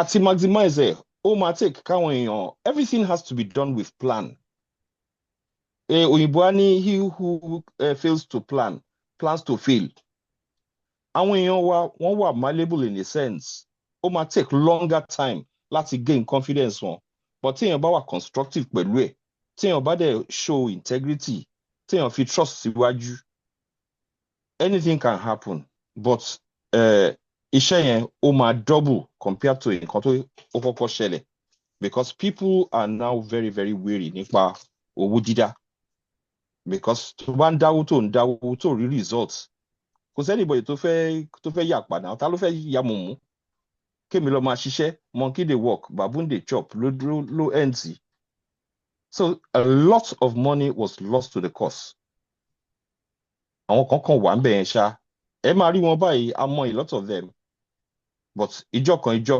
ọ̀rọ̀ á tó sọ ta máa nawọ́ síra wa báyìí pé kí ló ṣẹlẹ̀ báwo ló ṣe ṣe so at the end of the day ṣẹ́rí ká máa pẹ́nu ká máa sọ bó bá ṣe rí ẹ filẹ̀ ọ̀rọ̀ ẹni tó fọmọlúàbí ṣe ó ti dé stage kan tó yẹ ká review ẹ o ọmọlúàbí ni everything ó jalè mo ká olè mọ́ ẹ lọ́wọ́ ẹ wá ní kí n fọmọlúàbí ṣe ọmọ báwo náà ṣe ń fọmọlúàbí ṣe ó jalè ó jí owó ìlú jẹ nìyẹn and I dẹ̀ need láti bẹ̀rẹ̀ sí máa inculcate kíní ẹ̀ sí ra wa lára béèyàn bá ṣẹ̀ tó bá ẹ jẹ́ ẹni tó ṣẹ̀ ẹ jẹ́ kó fi mú dánrin. We cannot have betrayers around us káwá máa rò pé a máa ní progress kò ṣeé ṣe because àwọn gangan ló máa dàbí èkúté tó wọn máa gé yín jẹ tó wọn máa fàtẹ́gùn sí. I'm sure pé the day will come tó jẹ́ pé it will come out to pé ó lè ní ó lè. Anyway bí mo ṣe rí nìyẹn until tá bá establish honesty transparency accountability tá dẹ̀ ṣe with the fear of God ó máa le o. Àwọn Júù nìyẹn tá bá wo story àwọn Júù wọ́n ṣì ń ja ogun lọ́wọ́lọ́wọ́ báyìí but imagine pé àwọn Júù wọn ò dá owó wọ́n ṣe ń dá owó yẹn tẹ́lẹ̀ wọn wá bọ́n ṣe máa get into the system of the Americans láti máa lobby fún Israel they won't get anywhere. India náà nìyẹn àwa náà need láti wá bá ṣe máa wá opportunity tó yẹ pé a máa institute irú movement bẹ́ẹ̀ in such a way that we can influence global politics àti internal politics wa nílé. But it takes strategy, it takes structure, it takes honest people. It takes people tó yẹ pé wọ́n wà ready láti ṣiṣẹ́ fún ìlú wọn. But ẹ tó bá ti ń kówó jẹ ẹ yọ kúrò nínú system. But ká wà honest pẹ̀lú ẹ̀ bó bá kówó jẹ ni. Anyway ẹ má jẹ́ ká sọ débi pé èèyàn tún máa get excited. Ó lè ti pọ̀jù around wa àwọn ọ̀ka ti pọ̀jù around wa. Yeah. Téèyàn bá ní question yẹn wà sensitive sí mi gan. Very sensitive. Ó wà sensitive. Téèyàn bá ní kéèyàn máa ro past experience emancipation wa tó ṣẹlẹ̀. Kéèyàn máa kówó 80-year-old kéèyàn máa kówó ẹ̀jẹ̀ kó lọ máa ló fi kọ́lé. Tílé yẹn bá wá wó pa ẹ́ ń sìn yìí. Àwọn onímọ̀ tó ṣe. Ẹ ṣé gan ni Àmọ̀tẹ́kùn. Mo máa go to the next question sí. And torí time wa mo fi pé Dr. Yefule mo ti fi sórí screen o ẹ̀yin nìkan lẹ máa ṣì bá mi dáhùn question yìí àti Mama Popola because of the advocacy and the àgbọ̀yìn ẹ ò mute ara yín. Ṣé question lórí advocacy and diplomacy? Yeah. Okay. How can Yoruba communities abroad leverage international political platforms, media, and political channels to promote the cause of Yoruba nation? Yeah, lágbára díẹ̀. Sister Tokunbo ńkọ́ bọ́nà wà. Wọ́n sì ní wọ́n lọ church. Ambassador Tokunbo. Ṣé kìí ṣe pé ẹ fẹ́ yẹ o? Mo fẹ́ yẹ ni mo fẹ́ fún Sister Tokunbo. Irọ́. Ẹ bá mi yọwọ́ kó. Ẹ má yẹ ẹ̀yin lẹ máa lead wa lórí ẹ̀. Lẹ́yìn la máa ṣa crumbs. I'm telling you, Ọ̀gá, a máa follow ara wa náà ni. Tẹ́yìn bá sọ èmi náà sọ díẹ̀díẹ̀. But ní advocacy and diplomacy, ṣé mo, as we are constituted right now, kò sí any figurehead tó wà credible fún Yoruba nation. Let's be very realistic. Àwọn tó gbogbo àlà ń ṣe o, gbogbo we're all trying o. Directorate more than most other groups has done a lot. There used to be a time tí àwọn tó wà nílé tí à ń fi ojú sí wọn ní pé àwọn ni leader of the group. But unfortunately, I won't go to change from one group to another. What to change to group mẹ́ta lórí ẹ̀ náà, and let's be realistic pé àwọn kan kówó jẹ àwọn kan ò kówó jẹ náà ló bá gbogbo ẹ̀ lọ. There was a time Sunday Igboho was looked upon as a leader. But Sunday Igboho, one of the greatest warriors Yoruba produced in 21st century, he is limited. He does not have the sophistication to máa diplomacy law. He's there, he does it well. So he still does that very well. But in terms of advocacy and diplomacy, we may still have to sit back and think carefully how we will navigate that path. Because that channel is empty right now ní Yoruba land. Ní nǹkan tèmi Oyèfúlẹ̀ lè point at ni pé àwọn kan wà tó yẹ pé diplomatically wọ́n help wa, wọ́n advocate fún wa ní various parliaments, various house of assemblies, various senate, US Senate, Canadian parliament. Báwọn kan wà tó ń advocate fún wa, ní wọn tèmi mọ̀. Tó bá wà wọ́n lè wà, inú mi á dẹ̀ dùn láti mọ̀ wọ́n. But we really have not coalesced to that point yet. We could have ká sọ pé trajectory tá à ń gbé bọ̀ tẹ́lẹ̀, tá à mú wá tẹ́lẹ̀tẹ́lẹ̀ prior to COVID, òun la follow. But unfortunately, owó ti bà nǹkan jẹ́. And I really can, honestly, I cannot give you a correct answer on that. Pé diplomacy advocacy àwọn yìí náà wà tó ń bá wa ṣe ń sìn. Do we need them? Yes. We need them just like a surgeon needs a scalpel. Well, wọn kì í lo scalpel wọ́n sì laser náà ń lò. So as it needs is laser cutter. So a ṣì ní àwọn media, but is that diplomatic channel that will promote Yoruba cause, the cause of Yoruba nation? I do not know. And that's all. I'll leave the next, I will leave the rest for other people who can help me with it. Madam, ẹ má sùn. Okay. Right. Ṣé ẹ fẹ́ kí n lọ next? Then. Ṣé gan ni. Thank you, Dr. Oyèfúlẹ̀. You've opened the mind in a way that I can then hopefully support what you've just said. Definitely. And I think at Sony last week, where we were talking about àwọn ọba wa, pé kí ni role tán lè play. Because right now, there is a vacuum in Yoruba leadership. And I'm not talking about political with a capital P. I'll go back to what we said last week. I'm not talking about our political leaders. I'm talking about cultural heritage,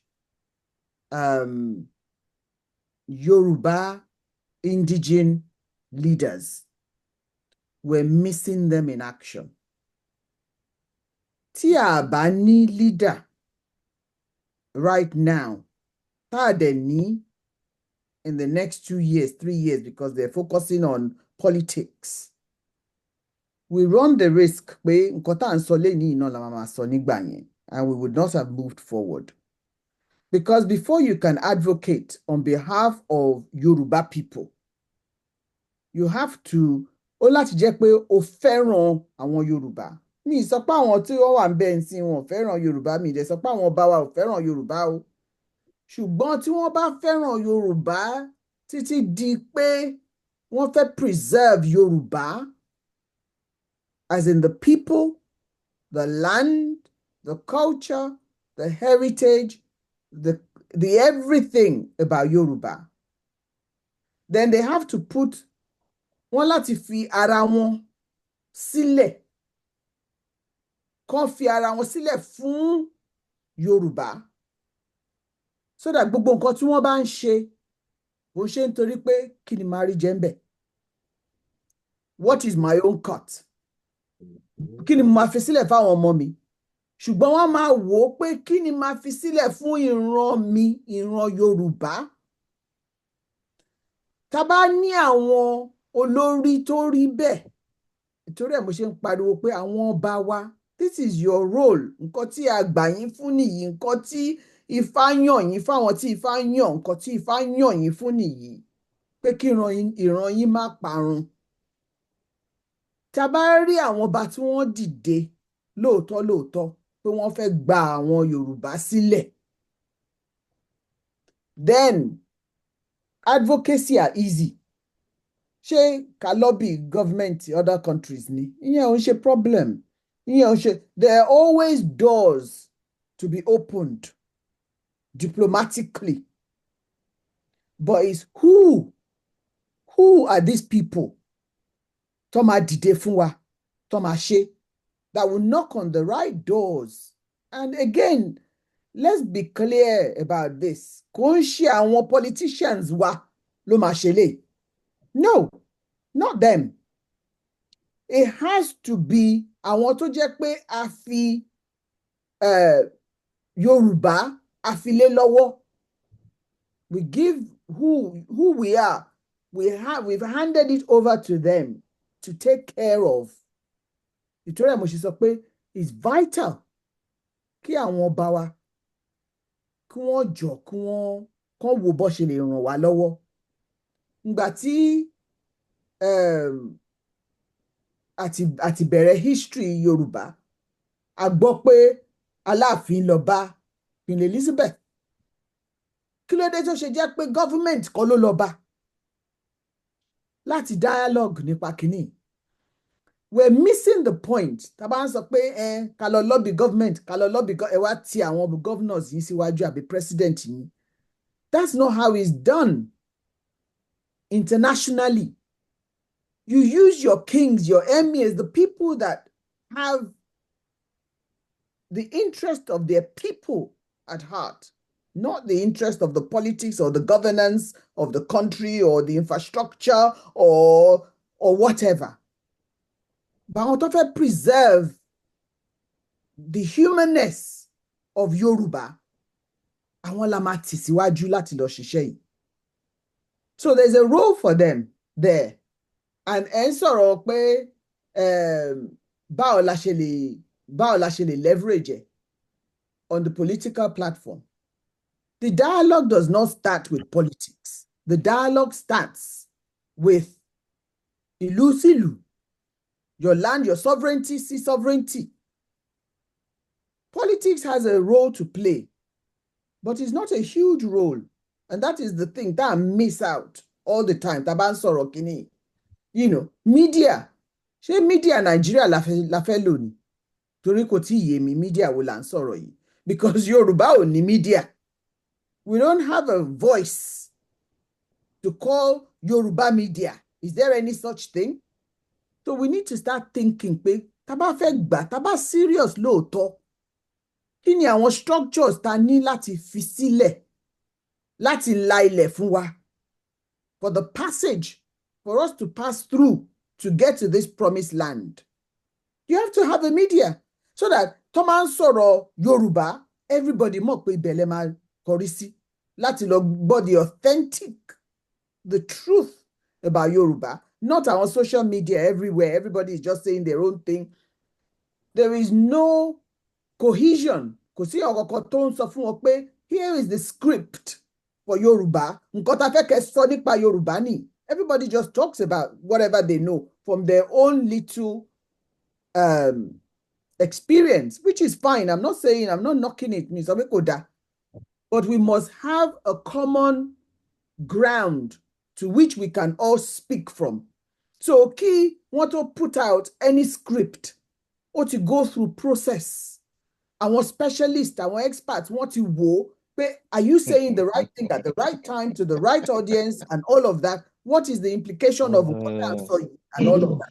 We don't have that. We need to start thinking about that. About really the Yoruba nation.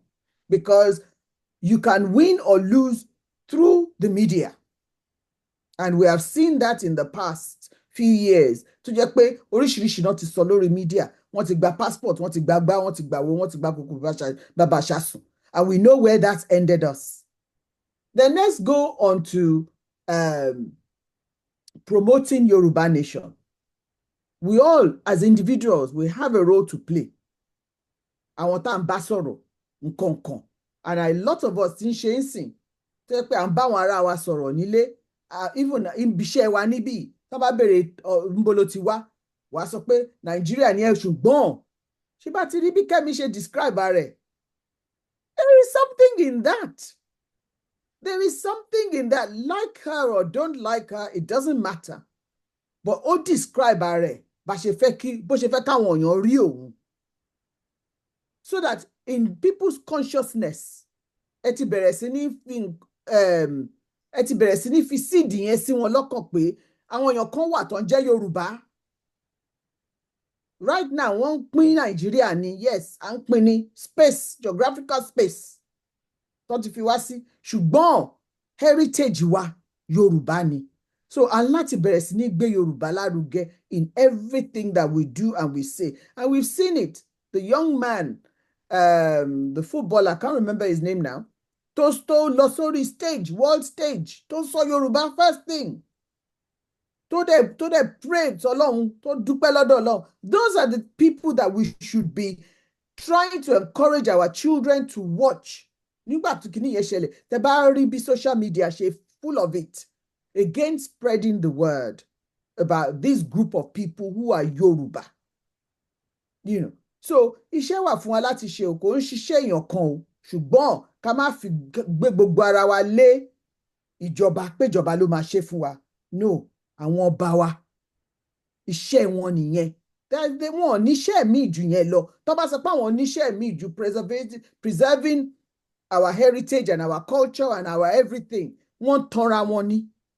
Otherwise, you know, Ifá bí wọn, ó yẹ kí Ifá bẹ̀rẹ̀ sí ní bí gbogbo wọn pé kí la yàn yín fún? What exactly were you chosen? What is it? It's not for your own self-preservation, but the preservation of your people and your land. Ẹ ṣé gan ni. Ronnie, Mama Popola, thank you so much. Putting everything in you to láti dáhùn ìbéèrè yẹn. Ẹ ṣé, àbá ṣe ń lọ náà, a sì máa mú àwọn ìbéèrè yẹn wọlé. Àtàwọn ìta ti dáhùn sẹ́yìn náà, ká bá ti pè wá, ká bá rántí anything ká tún fi kún. So next question, Stayemisi àti Barrister Akínsọ́lá. Ó dà pé Barrister Akínsọ́lá ti jáde nílé o, mi ò mọ̀. Ṣé ẹ̀ ń gbọ́ wa? Mo wà ń lé bọ̀ mi ò lè sọ̀rọ̀, ẹ má wọrí. Mo wà Okay, pẹ̀lú okay, yín, ẹ máa ṣe okay, lọ. so, okay. Stayemisi, ṣe máa take on, ẹ máa dáhùn ìbéèrè yìí. Unity and organization. Pé kí n kà síta torí àwọn èèyàn wa tí wọn ní access sí question yìí. Okay, the Yoruba diaspora is vast and diverse. What strategies can be employed to unite the various groups towards a common self-determination agenda? Question ni. Stayemisi, I try. Ẹ ti mute. Ẹ má bínú. Yeah, it's a very difficult question, to be honest, because tẹ́ bá wo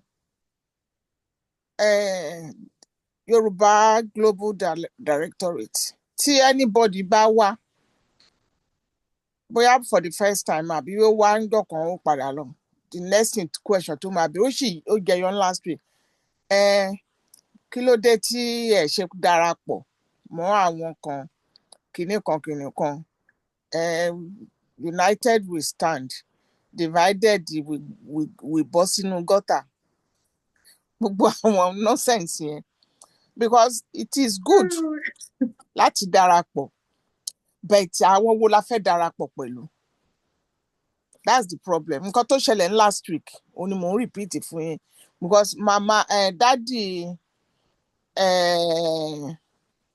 Oyinlọ́lá Oyinlọ́lá bùkọ́ bẹ́ẹ̀ lọ́wọ́ máa yẹn pé ìgbà tí màá yẹn ń ṣàlàyé pé àwọn wà láwọn gúrùpù kan pẹ̀tà àwọn ò láìkí nǹkan kan tó ń ṣe tó àwọn kúrò ń bẹ̀. Then you were asking us pé kí ló dé tá à ṣe darapọ̀ máwọn others. So papa wa béèrè lọ́wọ́ wọn pé ṣé àwọn tẹ́ ẹ ní kò dára yẹn ni káwa lọ darapọ̀ mọ́. Then he answered it, but well, I know he was on his hot seat, so I can slow pẹ̀lú wọn pé kó má ráì pé bóyá we gang up on him or bóyá question tó ń béèrè nǹkan kan. Because I love the way he answered the question, because at the end of the day, wọ́n ní tí èèyàn bá mọ òtítọ́, òtítọ́ máa sọ di òmìnira. Sherry, àti ká unite kọ́ ni problem. Do we really want to unite? Because wọ́n ní Yorùbá máa ń pòwe, ẹ̀yin àgbà náà ni, ẹni ó bẹ́tà kéèyàn má lápò ju kó nílé tó ń jò. Wọ́n tó bá lápò ò ní kówó sínú, o ti mọ̀ pé kò sápò tó fẹ́ kó bẹ́ẹ̀ tó bá lọ kó sínú ilé tó ń jò, o ti gbàgbé gbogbo ẹ̀ ló máa ṣòfò dànù. Sherry, mi ò mọ bá ṣe lè ṣe tí a fi máa come together, because people don't trust each other anymore. Ṣé àwọn tó ń ṣe passport ni wọ́n fẹ́ lọ sọ pé wọ́n fẹ́ unite pẹ̀lú ni? Àbí àwọn tó ti dá consulate sílẹ̀ láì tí gbòmìnira? Because everybody, àwọn tó ń ṣe ìjà tó ń fẹ́ jàjà òmìnira tí mi bá exaggerate, 95% of them is just about money. Àti ọmọdé ni o, àtàgbà ni o, àwọn tó yẹ kán ṣiṣẹ́ ńgbà tán wà léwe tán ṣiṣẹ́ tán mu mílìkì ọmọ wọn. Gbogbo wọn pátápátá is all about money. You cannot trust them. Kò sí bó ṣe dàgbà tó máa lè sọ pé èèyàn gidi lélẹ̀. Except 5% of them. So àti wá unite, only God knows. But nǹkan tẹ̀mí àwọn èèyàn máa ń sọ pé ọ̀rọ̀ náà, nǹkan tẹ̀mí mọ̀ ni mò ń sọ.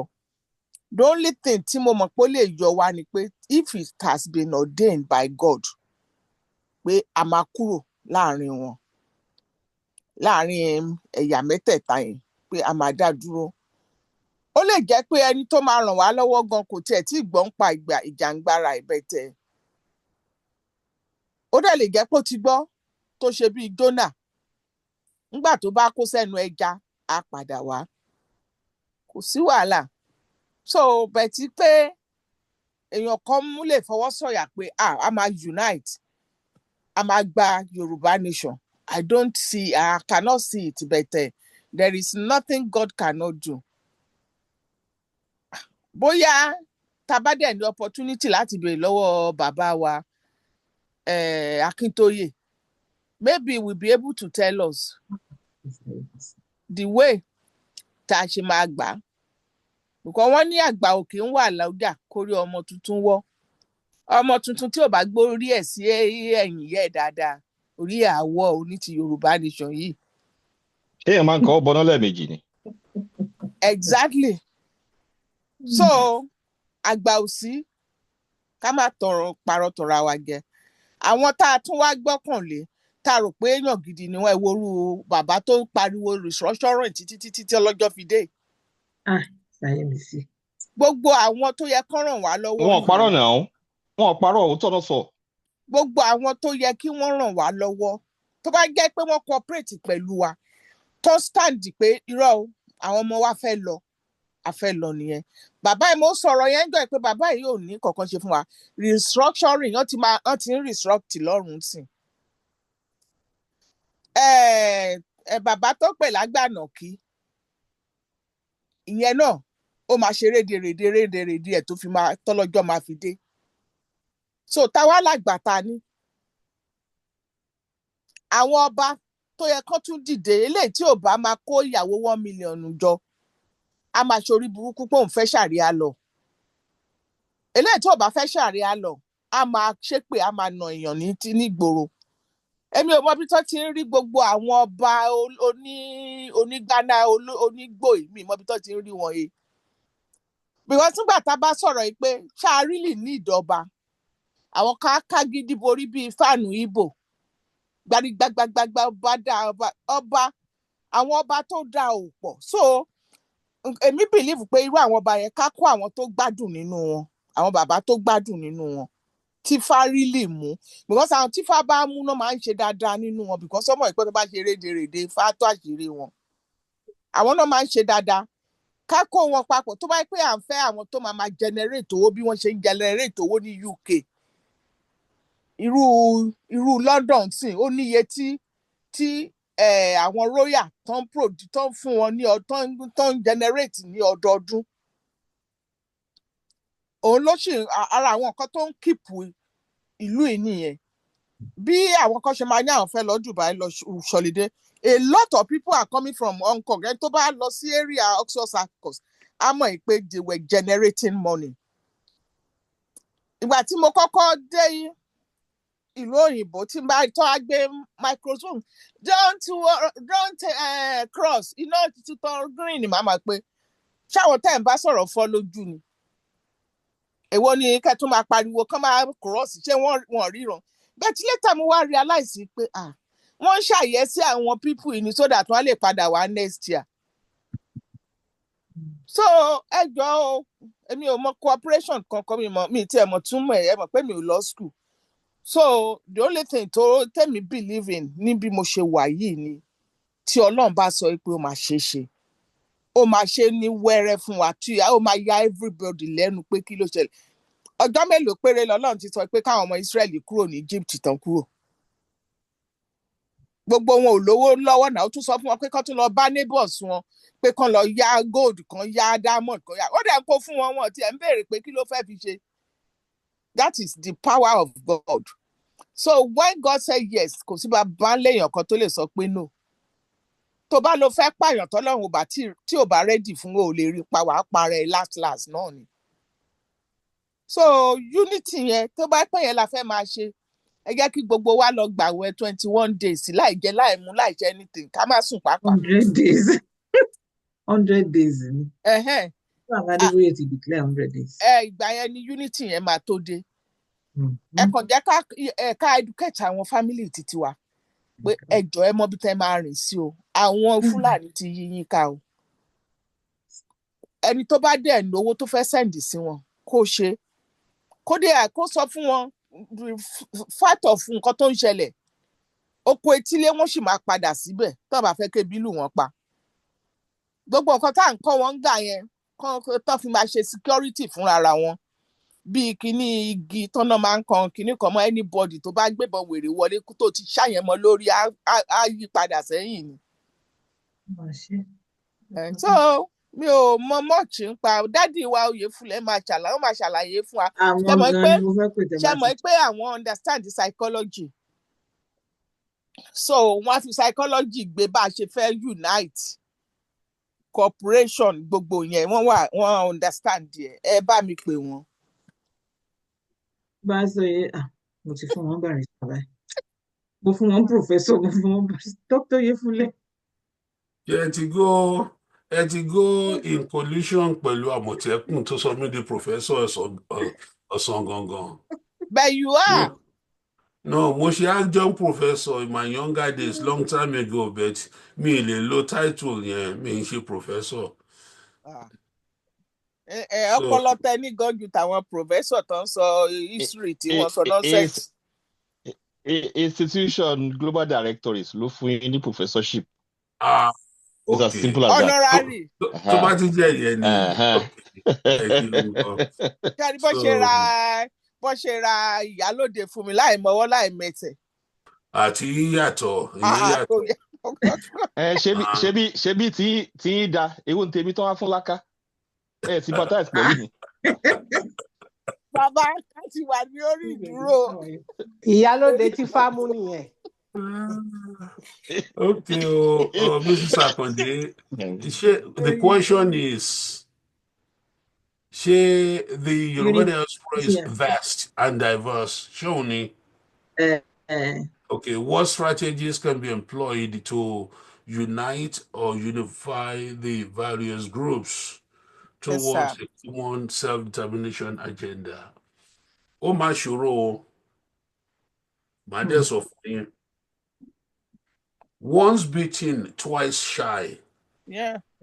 a ti sọ lẹ́ǹkan mo rò pé Madam Pópóọlá ti sọ ìgbà tán sọ̀rọ̀ 1 or 2 steps back ago. Láti tún lè mú àwọn èèyàn láti lè trust wa, láti trust the leadership of that group ó máa ṣòro. The only way tí èmi rò pé such a group máa fi come into being tó dẹ̀ máa wà effective ni pé ó máa jẹ́ group tó máa start on its own tí kò ní expect much fanfare tó jẹ́ pé iṣẹ́ ọwọ́ group yẹn ló máa jẹ́ káwọn èèyàn wá máa join group yẹn. You see, the only strategy tá lè lò láti fi unite, láti form one group tó máa unite other groups, which is basically what the directorate was created to do.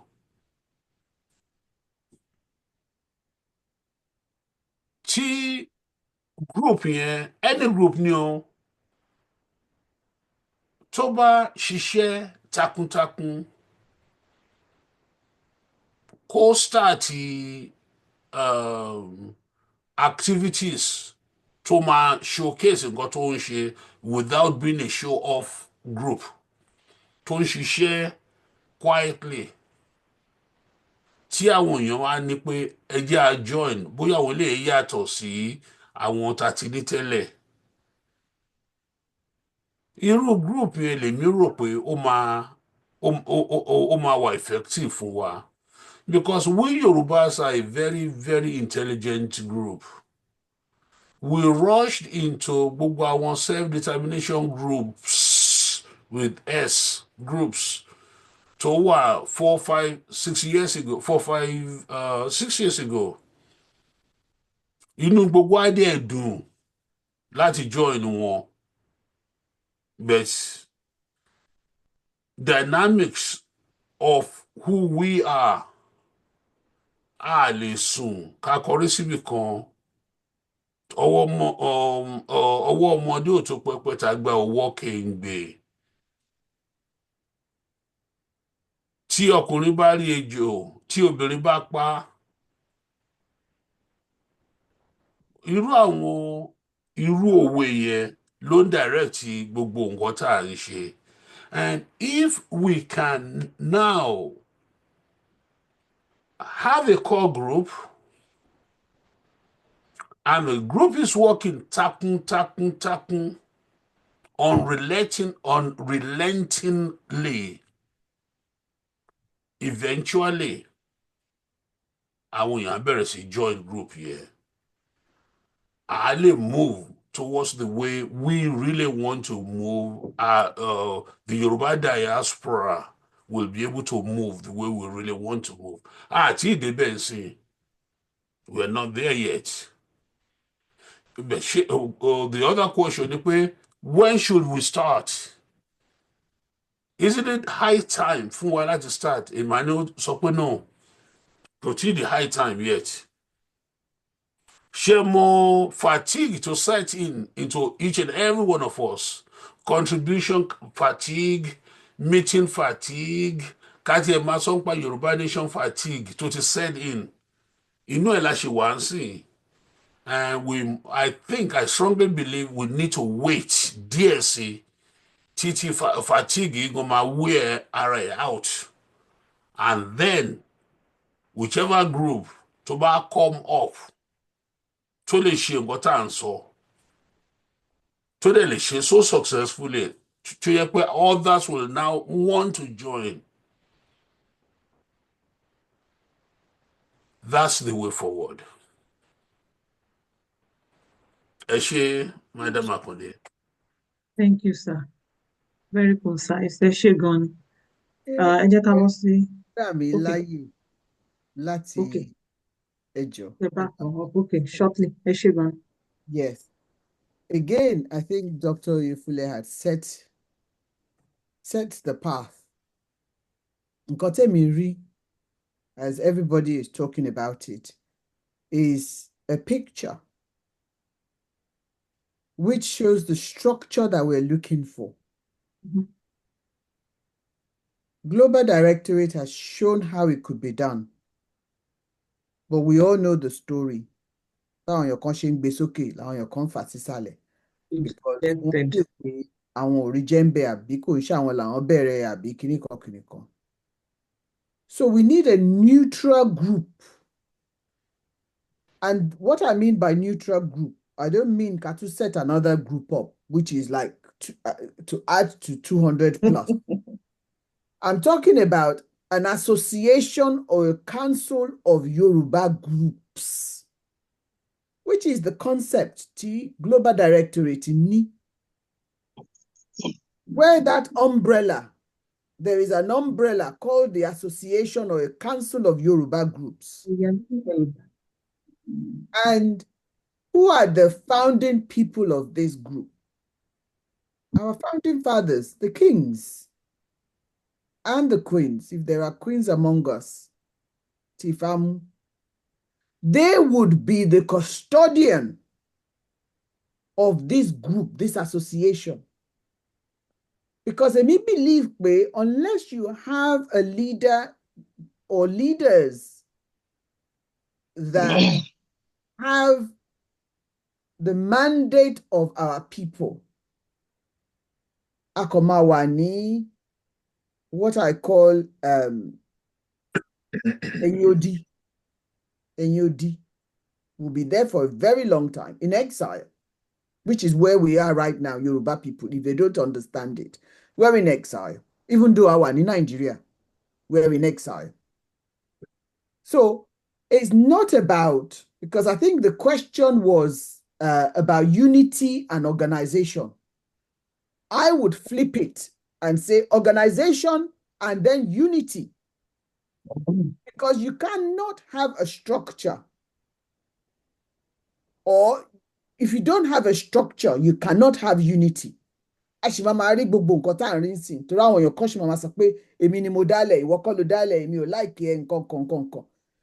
if we get that organization, which we all buy into, I'm not saying the kings would have a say above everybody else, but their role would be to unify everybody.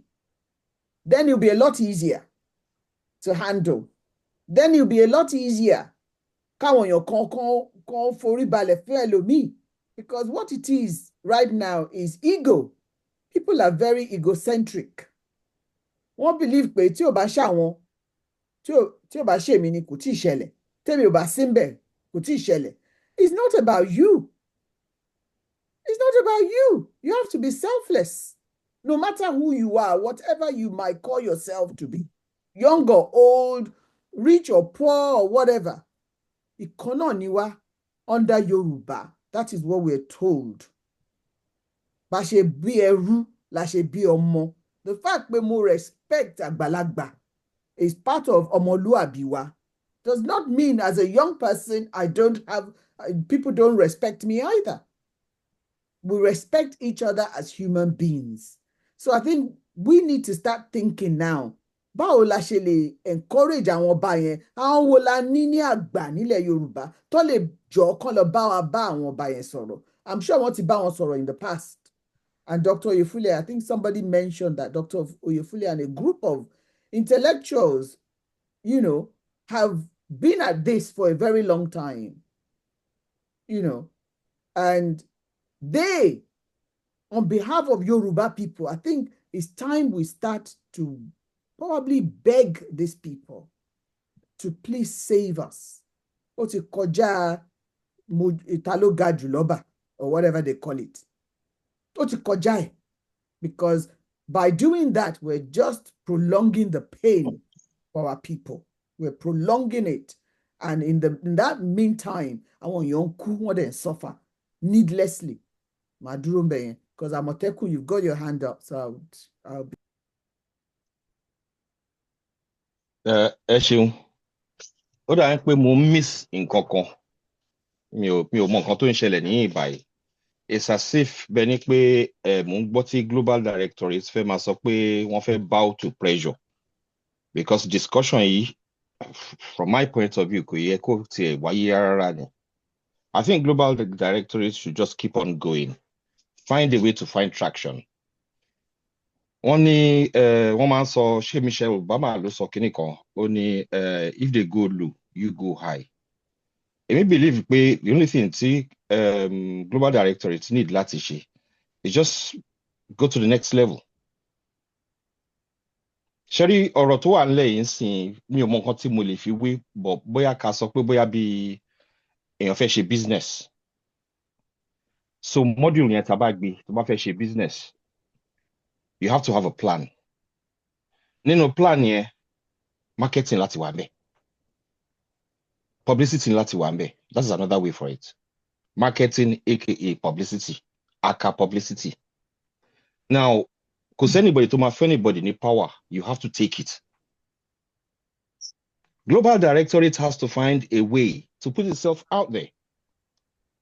Anybody tó bá serious tó bá fẹ́ ṣiṣẹ́ tó fẹ́ ṣiṣẹ́ fún ilẹ̀ Yorùbá pẹ̀lú group tó ti jókòó tó ń ṣe meeting ó dà ń pẹ́ mọ value nǹkan tí ẹ ti ń ṣe for over 200 meetings. It's just a matter of taking the next step. Àwọn kan wá bá yín wọ́n sọ pé ìjọ òun náà ti ń sọ why are you bowing to pressure now? Ṣé idea láàní ni? Àbí ṣé gbogbo àwa jókòó papọ̀ báyìí for so long what idea do you have? By the time tẹ́ bá máa ṣe ń sìn people will actually come to you instead of you going to people. It's as simple as that. Nínú business téèyàn bá ní business tó bá ṣe business yẹn dáadáa tí integrity wà ńbẹ̀ on the course of doing the business kí ni strength yín kí ni weakness yín kí ni wọ́n pè kí ni SWOT kí ni opportunities kí ni threats. These are the kind of modules tó yẹ ká máa lò. Ẹ má jẹ́ kí anybody turn yín over kan gbé yín in such a way mi mọ̀ bí tẹ́lẹ̀ tí ń wá. Ẹ ti fẹ́ disappoint ara yín if you start thinking wípé kí ni anybody ní tó jẹ́ pé ẹ̀yin ò lè ṣe. The only other group I know tó dàbẹ́ ni pé ó close mọ́ global directorate will be Think Yoruba First. Lẹ́yìn yẹn as far as I know ìlànà ti lálẹ̀ ó ti lànà. YSDM is dysfunctional. So what is this idea of what is next? Who has an idea? Èmi ní ideas méjì lọ́wọ́lọ́wọ́ báyìí mo sì ń sọ pé mo ń wá opportunity láti bá Baba Oyefule sọ̀rọ̀ àti Barrister Ogedengbe and whoever else can just listen to it ká evaluate. Kò sí anybody tí ò ní idea ní báyìí. It doesn't matter how trivial you think your idea is. Ọ̀rọ̀ yẹn dàbí question ni there's no stupid question. Ilé tí èèyàn ò bá béèrè ló jẹ́ stupid question. So if you have an idea tó o bá sọ jáde ó máa jẹrà mọ́ ẹnu ni ẹ o ò ṣiṣẹ́ fún Yorùbá nation. Don't look back. Máa yí láti bẹ̀rẹ̀ 2020 first time tèmi máa gbọ́ nìyẹn wọ́n ní ara ló máa fokò ọ̀lẹ hàn. Okay, aláti wà ńlẹ̀ sìn ṣé side ọ̀lẹ́lẹ̀ wà? No. This whole thing is a nursery.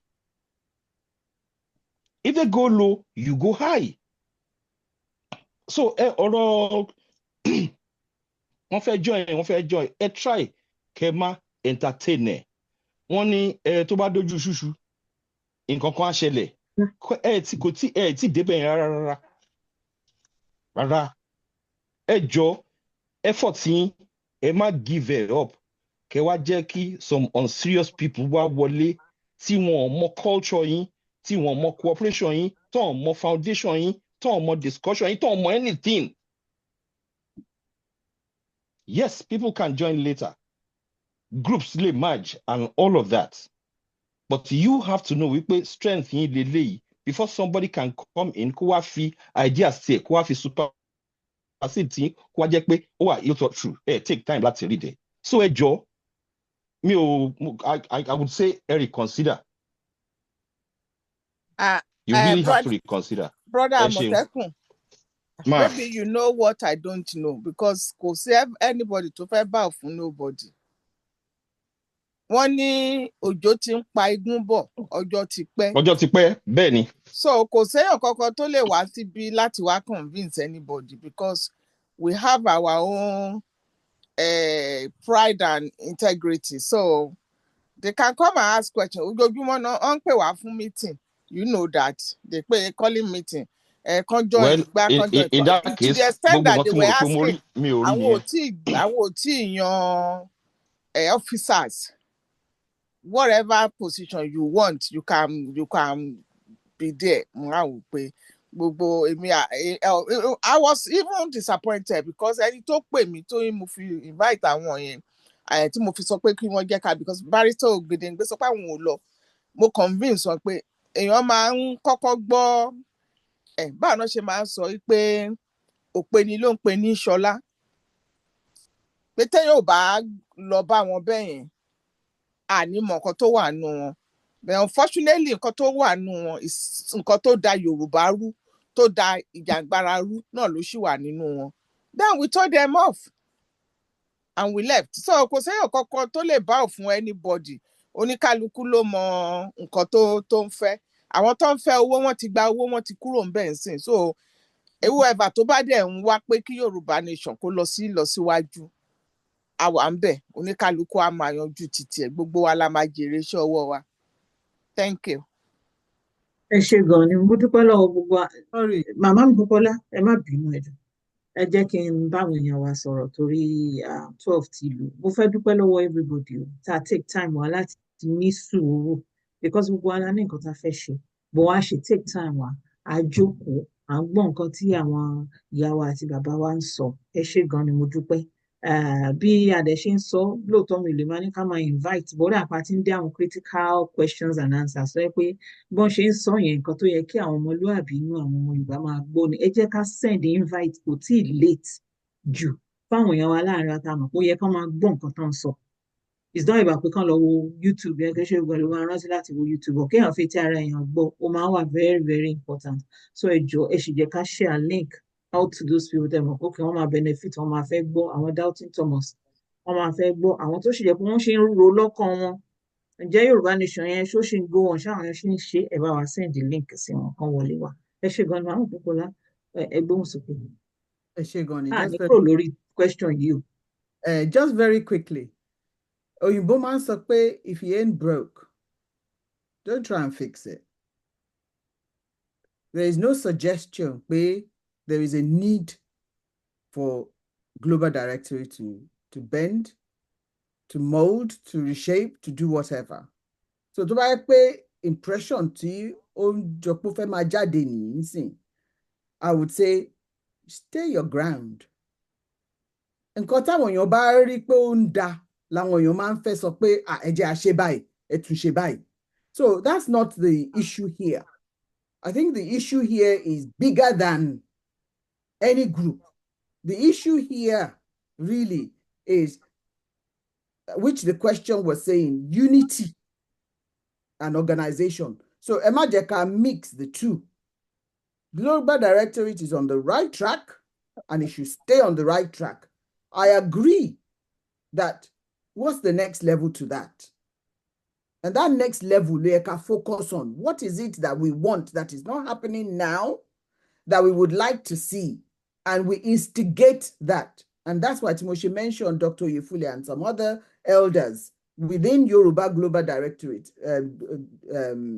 Dr. Mayowa, Professor Mayowa is one of them as well, that can actually take this blueprint, Tani, to some elders, to some kings, and let them hear it. If they've heard it before, let them hear it again, because Onikaluku will come to realization at different times. They might have heard it before. Could it mean anything, Simon? Hearing it again would not hurt. It might then sink in. It takes time for some people to come to realization of, oh, so I just wanted to clear that probably misunderstanding. Dr. Ifle, mo rí pé raise ọwọ́ yín. On mute. Mute. There we are. Ẹ ṣé gan, mo nawọ́ mi lóòótọ́. Mo dẹ̀ rò pé Madam Popoola wọ́n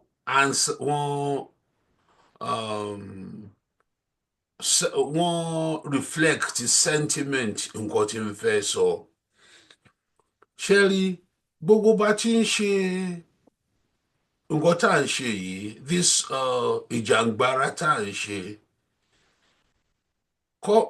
organizations ti crop up, organizations ti die out.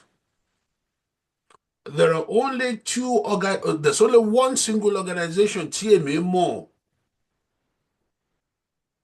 other than àwọn talk groups kan ṣì wà tó ṣì ń sọ̀rọ̀ tó ń sọ̀rọ̀, but there are only one group tí mo mọ̀ tó lè give a proper leadership to this struggle at this stage.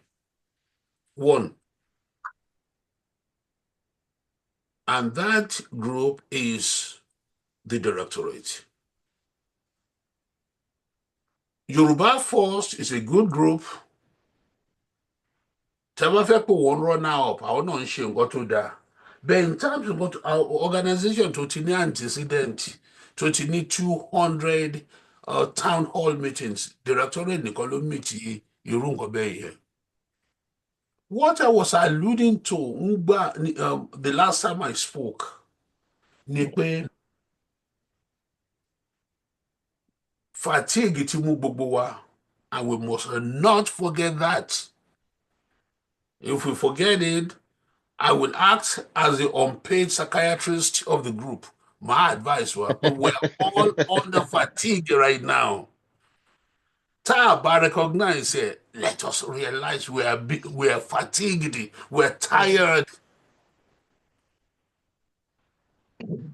But there's no other group to come close to this group in leading the way forward.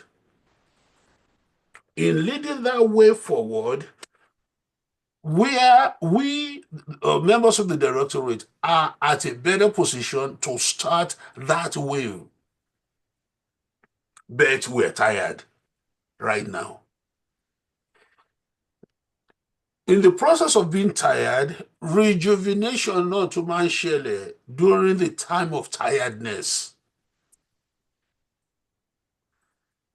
Amotekun need 2 ideas which he wants to discuss. Let us hear that discussion in a special planetary meeting of Directorate. So during the time we're tired, when we don't have much energy, we are still mulling ideas over and over and over in our mind. Check with the next phase of the struggle, the Directorate will be very well prepared. Ìgbà tí mo ní pé àtàtàyà ó rẹwà, kì í ṣe nǹkan tó máa, àtòrí ni tó bá fi síwájú, á tún fi sẹ́yìn. You see, at this point in time, there's tiredness, there's contributory tiredness, or contribution tiredness. There's time tiredness. There used to be a time where we used to, you find about 30, 40, 50 members here. In 24, Lani, that in itself tells you, we're tired. But when you are tired, just like a seed that's not been planted, níjọ́ tẹ́ bá ti fi sínú fertile ground, ìgbà yẹn ni cotyledon dem máa split, ní gbogbo our plant and root máa bẹ̀rẹ̀ sí develop. That's what we should be doing right now with Directorate. Amotekun has 2 ideas. I'm sure many other people have ideas. Let's put them forward, and with one aim, the next phase of the struggle, how are we going to actualize it? Mrs. Akondeba. Ẹ ṣé Dr. Ifule. Ẹ ti gbọ́ Àmọ̀tẹ́kùn. Bring the idea up. Kẹ́ ẹ lọ bá wọn ṣe meeting. a jẹ́rìí pé àwọn tó wà níbi àkànṣe àwọn Oh, oníròyìn okay. sọ pé ọ̀rọ̀ tó fẹ́ Okay. sọ wọ́n ti already wọ́n ti gbé síta àtẹ̀tàn máa ṣe àtẹ̀tàn lè ṣe wọ́n máa ti lọ sọ lórí social media wọ́n á máa ṣe fídíò wọ́n máa ṣe mental manipulation of our people.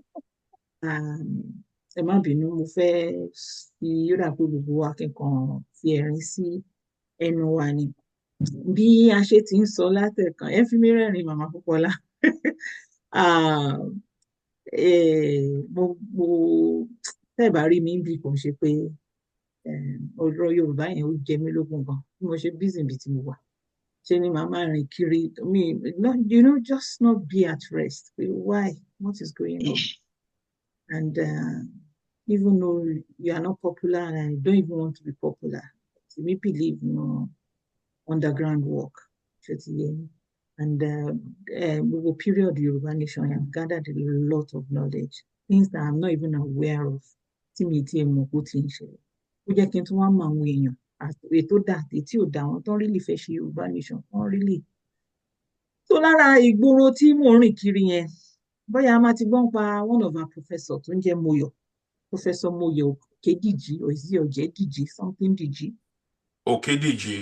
Okediji is into art kama draw but wọ́n ti bá àwọn àgbà jẹ wọ́n ti bá àwọn àgbà mu I'm actually saying this because mi ò ṣe tó máa mention orúkọ bọ̀ mo kàn fẹ́ ká pay attention sí so many things tó ń ṣẹlẹ̀ nínú media and tabade tí ń recollect ká máa bank it because bá ṣe sọ there are so many things that need láti deal pẹ̀lú ó ti pọ̀ jù tó ń ṣẹlẹ̀ tó ti fragment anything Yorùbá ẹni yìí náà wá mú one aspect of the ọmọlúàbí ethos wa I feel that he's trying to break down to confuse the young to confuse people of his age as well tẹ́bálẹ̀ ti bá àwọn àgbà jẹ ẹ ti bá wọn mu as in ẹ mọ àwọn nǹkan ìbílẹ̀ wa but those àwọn nǹkan ìbílẹ̀ wa tẹ wá mọ̀ they are now beginning to work on it trying to form your own way where okay this past way is gone this is what I want to do bó dẹ̀ ṣe máa rí ni confusing other people and àwọn àgbà pé wọ́n bá wọn sọ pé báyìí la ṣe ń ṣe báyìí má ṣe báyìí he won't agree á lóun ti gbọ́ the last one tí mo bá wọn attend èmi kan máa ń jálù ni kò sẹ́ni tó mọ̀ mi kò sẹ́ni tó mọ̀ lógo mi pọ̀ kò mí pé tán bá ń ṣe high rank meeting mi ní yọ̀wọ́lé mà gbọ́ nǹkan tí mo fẹ́ gbọ́ máa dẹ̀ mú point tí mo fẹ́ mú so wọ́n láti pe bàbá Àwíṣẹ sí meeting mi bàbá Àwíṣẹ Abímbọ́lá that maybe you'll be able to talk to him and one thing táwa Yorùbá ní àmọ́ bá ṣe máa ń sábà ara wa wọ́n bá ti ká wa mú báyìí àwa mọ̀ bá ṣe máa sa ẹni ni ẹ̀yin bàbá mi ẹ̀yin náà lẹ kọ́ wa ibi tẹ́ kọ́ wa dé náà ni nǹkan tẹ́ ẹni ká máa ṣe bàbá was confused because he didn't know why they called him into that meeting mi bá bàbá bá sọ̀rọ̀ rí mi ò but I was surprised the way he was giving bàbá that accolade bàbá got confused and mo wá notice pé everybody ló fẹ́ identify pẹ̀lú bàbá pé bàbá èmi ni and bàbá kept saying one word tèmi náà màmá sọ́nsìn mo gbà fún ẹ bàbá ní mo gbà fún ẹ gbogbo wọn ni bàbá gbà fún even though he didn't really understand then ẹ bá ti wá ní mo gbà fún ẹ so it's a new word tí mo gbọ́ lẹ́nu bàbá pé okay mo recognize it pé yeah this person at the end of the day bàbá sọ̀rọ̀ èmi wá kọ comment kan mo ní ó gbọ́ ni ó gbà because he didn't say pé òun gbà. Ouch. Immediately tí wọ́n parí meeting as old as this baba is there are some people that are just I don't know unbecoming he still went out on his Facebook mo fẹ́ kẹ́ check Facebook wọn the guy is an artist baba yẹn ẹ máa mọ̀ wọ́n ẹ̀yin àgbààgbà nílé mi ṣe mọ̀ wọ́n I don't know him and he's not the kind of àgbà mo sorry láti sọ tí mo rò pé ẹnìkan tí mo ní really ní interest lé lórí because àwọn àgbà bá ń bá àgbà sọ̀rọ̀ tí wọ́n ń pè é ní kọ̀rọ̀ tó ń bẹ sọ tó ń pè é níta tó ń bẹ sọ táwọn ọmọdé náà ń pè é tó ń bẹ sọ tí ọmọ inú ẹ lè máa sọ fún ẹ pé òun máa gbé ẹ ṣépè ṣe mọ̀ pé tí ọmọ kékeré lè sọ yẹn sí ojú àgbàlagbà ó ti dójú ẹ̀ ní ó ti sọ àgbàdo mọ́dì bàbá dẹ̀ bá sọ̀rọ̀ yẹn pé kó má ṣe bẹ́ẹ̀ now topic yẹn is lórí ifá tuntun ẹjọ́ ṣé a ti gbọ́ nǹkan tó ń jẹ́ ifá tuntun bí So he now is now diverting from his artistry, going into our ìbílẹ̀ and trying to change it, even though he's saying nǹkan tó ń fẹ́ ṣe pọ̀ yẹn pé àwọn ọ̀jẹ̀ kò ń explain ara òun, people are not ready. And immediately tí a bá bí ní yes, so unlike bó ṣe ń pè é, it's like he's enjoying that fame that people are putting him in the center as àgbàlagbà bí àwọn bàbá kan tó Attention pé ẹ̀yin seeker. ọmọ mi alágbàlagbà náà kan náà tó ń sọ ẹ̀yin ọmọ mi tó bá ti fẹ́ sọ̀rọ̀ wá ní ẹ̀yin ọmọ mi wọ́n ti gbé yín mọ́ra nìyẹn. So he is another version of ẹ̀yin ọmọ mi tó bá ti dárúkọ náà ní nǹkan tó fẹ́ sọ á fún ẹnìyẹn ní pé o ti understand ṣé ó ti yé yín. So mo kàn fẹ́ ká tó wo aspect yẹn ní ṣe ra àwọn nǹkan ìbílẹ̀ wa tá a ti ní lọ́wọ́ tó pé àwọn bàbá ńlá wa náà gbé sílẹ̀ tí wọ́n ń try láti guide. There are so many people wọ́n fẹ́ ride lórí this Yorùbá nation yìí. The more they hear about that Yoruba nation, they want to take one aspect of it, begin to run with it, and confuse our people the more. Even though tá à ń ṣe awareness pé wọ́n ṣe pa ní agbéjọba yẹn wá bá yín sìn, but there are so many things tó ti wà fragmented and people are trying to repair. People are trying to bring people on. Wọ́n fẹ́ fún wọn ní understanding àti òye yẹn. But àwọn tó fẹ́ ride on that pé à ń ṣe Yorùbá nation wọ́n lè confuse wọn. Wọ́n come up on because wọ́n mọ̀ pé the old Yoruba nation has failed, has become a political Yoruba nation. So where can they come in? Ẹ má bínú pé mo divert even though nǹkan tí mo fẹ́ sọ pọ̀ gan. But kókó nǹkan tí mo kàn fẹ́ rí yọ ni pé unity tá à ń sọ yẹn iṣẹ́ pọ̀ lọ́wọ́ wa ìyẹn dẹ̀ jìn because the more táwọn kan ń ṣe bẹ́ẹ̀ làwọn kan ń fàájà bẹ́ẹ̀ làwọn kan ń fàájà. Okay, so next question. Ṣé anybody fẹ́ sọ̀rọ̀ kó tó di pé mo interject mo fẹ́ bọ́ sí the next question? Okay, Dr. Yefele. Yeah, Miss Norman, mo wà lórí conference ẹ̀ ń sọ yẹn. Unfortunately fún Professor Okediji, a man I highly respect because he's actually an intellectual. Miss Norman ní nǹkan tí wọ́n sọ, I'll call you back. Miss Norman ní Ifá tuntun. Gẹ́gẹ́ bí àwòṣe àgbáyé bàbá Wándé Abímbọ́lá ti sọ, Ifá ò lè tuntun. Kò sí nǹkan tó ń jẹ́ Ifá tuntun. What he actually meant, what Professor Okediji really meant to say, ni pé an explanation, a modern explanation for Ifá. I've not gotten the chance láti bá wọn sọ̀rọ̀ after that conference pẹ̀lú bàbá, that kí náà pé conference pẹ̀lú bàbá, conference náà ni. Mi tí ráyè bá Professor Okediji sọ̀rọ̀, but from what I heard about his Ifá tuntun, which I'm not an authority on, I think he wants to use kí náà pé quantum physics and quantum dynamics. Quantum physics. Is that Well, is part of his yeah, the man is an intellectual. He could have. I'm an intellectual. So he wanted to use quantum physics to explain it. What he could have called it is a quantum physics explanation or modification of quantum physics. Some so explanation of Ifá, could have been possible explanation, àmọ́ bóyá òótọ́ ni or not, future ló máa dá láre or dá lẹ́bi. But when he just called it Ifá tuntun, that's so confused. I mean,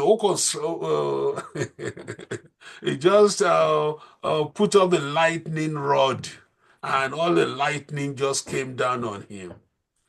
So okay, we'll talk about that later. Yeah. There are so many things I want to point out. Okay, back to you. Back to you. Later. So, next question has been posted. Ejeka, technological and intellectual contributions.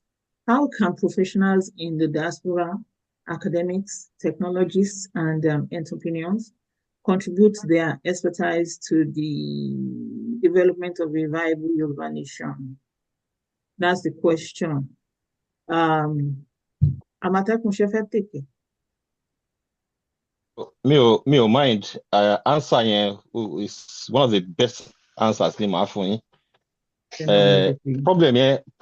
Problem tẹ sọ nípa professionals tẹ sọ yẹn. Wàláì mi tí rẹ̀ tó lè change mind mi lé lórí. Anything táwọn máa ṣe nílẹ̀ Yorùbá yẹn, tẹ́ ẹ̀ báyìí tí rí àwọn bàbá wa tó ń to ọpọlọ. And I mean it. Kò sí bẹ́ẹ̀ ṣe fẹ́ engage àwọn èèyàn tẹ́ ẹ̀ bá mọ bẹ́ẹ̀ ṣe máa deliver fún wọn. Tẹ́ ẹ̀ bá mọ bẹ́ẹ̀ ṣe máa enter wọn psychologically, you'll be getting it wrong. Sherry tiredness tá à ń sọ yìí, gbogbo wa wà battle worry, battle fatigue àti I can assure you, tẹ́ bá kó irú Dr. Oyefule, no sorry, Professor Oyefule mélòó kan sílẹ̀, and people of that caliber sílẹ̀, they will come out a result, a pathway láti wá bá ṣe máa gbé ọ̀rọ̀ kalẹ̀ fáwọn èèyàn in such a way tó jẹ́ pé wọ́n máa understand nǹkan tí à ń sọ. Wọ́n máa understand ojúṣe tiwọn náà. They would understand their responsibility, they will understand their duty, they will understand the threat tó wà nílẹ̀ lọ́wọ́lọ́wọ́. I can assure you that 90% or more understanding in nǹkan in democracy. But there must be a way to sell it to them. So the first wave of professionals that need are the people who can read into human behavior, human expectation, human condition, àti gbogbo nǹkan bẹ́ẹ̀. So once you do that, everything else will fall into place. The economic side of things, the social side of things, strategy tá máa lò. Tá báyìí tí ka ti àwọn èèyàn mọ̀, tá báyìí tí include àwọn èèyàn mọ̀, it is the people that máa lò as power láti fi build base to work. Kò sí bẹ́ẹ̀ ṣe fẹ́ ṣe anybody tá bá fún ní opportunity láti rí Awólọ́wọ̀ àbí Awólọ́wọ̀ kọ́, sorry, ẹ má dùn lórí Awólọ́wọ̀ lẹ́ni. Tinubu lẹ́ni. If Tinubu does not see that you have some sort of power, tell a leverage. Ẹ kàn máa sọ̀rọ̀, ẹ dẹ̀ jata, olúkálùkù ń lọ lẹ́ni ẹ̀. But when you have something tó jẹ́ pé ẹ lè leverage against it, that is the beginning of negotiation. So how do we get to our people? How do we earn their trust? How do we serve them? How do we put ourselves in a situation tó mọ̀ wípé these people are working for us? So professionals ta kọ́kọ́ ní ìdí ẹ̀, ẹ ṣeun. Ẹ ṣé gan-an. Aunty MC? Jẹ́ mo ń gbọ́ yín. Ẹ fẹ́ dáhùn. Mi ò tiẹ̀ gbọ́ question yẹn, mo ti ń sùn. Okay, Mama Bukola. Ṣé ẹ fẹ́ take àbí kí Dr. Oyefule take ká tó move on? Marco add quickly, I think Amotekun had covered it really well.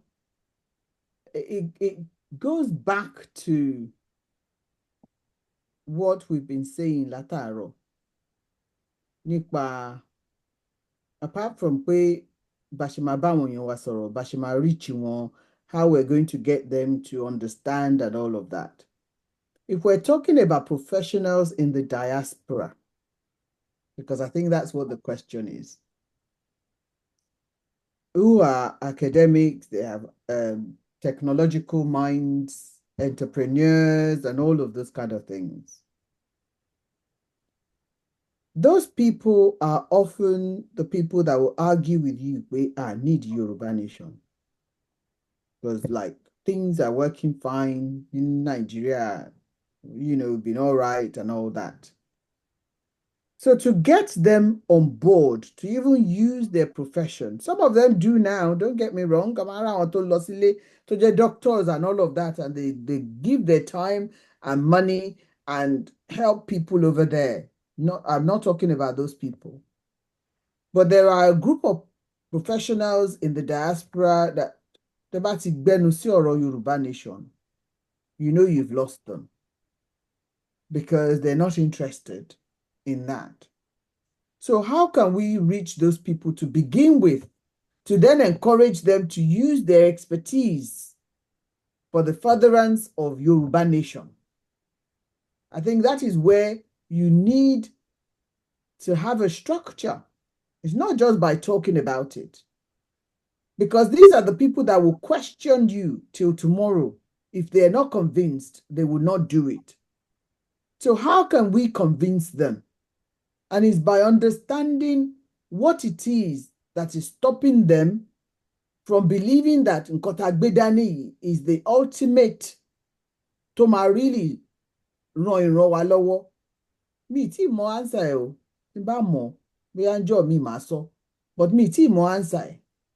Because these people are powerful in the sense that they have the expertise, they have the knowledge, they have the know-how. They also have the whereof, like the resources to leverage all of this and make it happen quickly. But what they don't have is the mindset that allows them to see the dangers ahead of our race, our ethnic group. Because nǹkan tó bá kan ethnic group wa ó máa kan race wa eventually.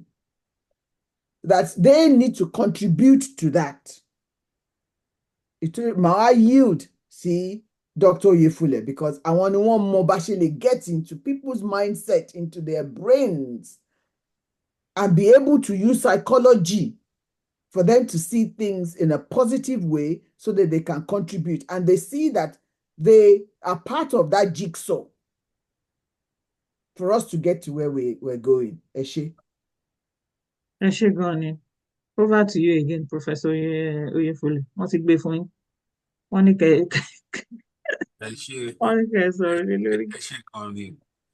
Both Madam Popola àti Àmọ̀tẹ́kùn were very, very correct.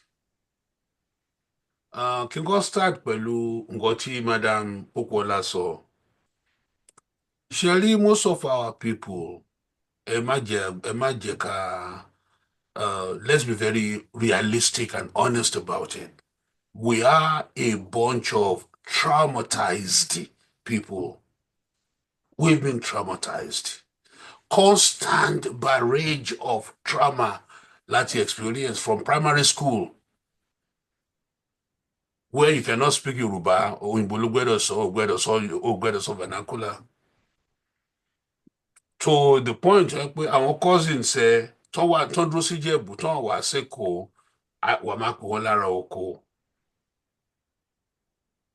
The university level, Babalawo is looked upon as an inferior religious man. We have been traumatized.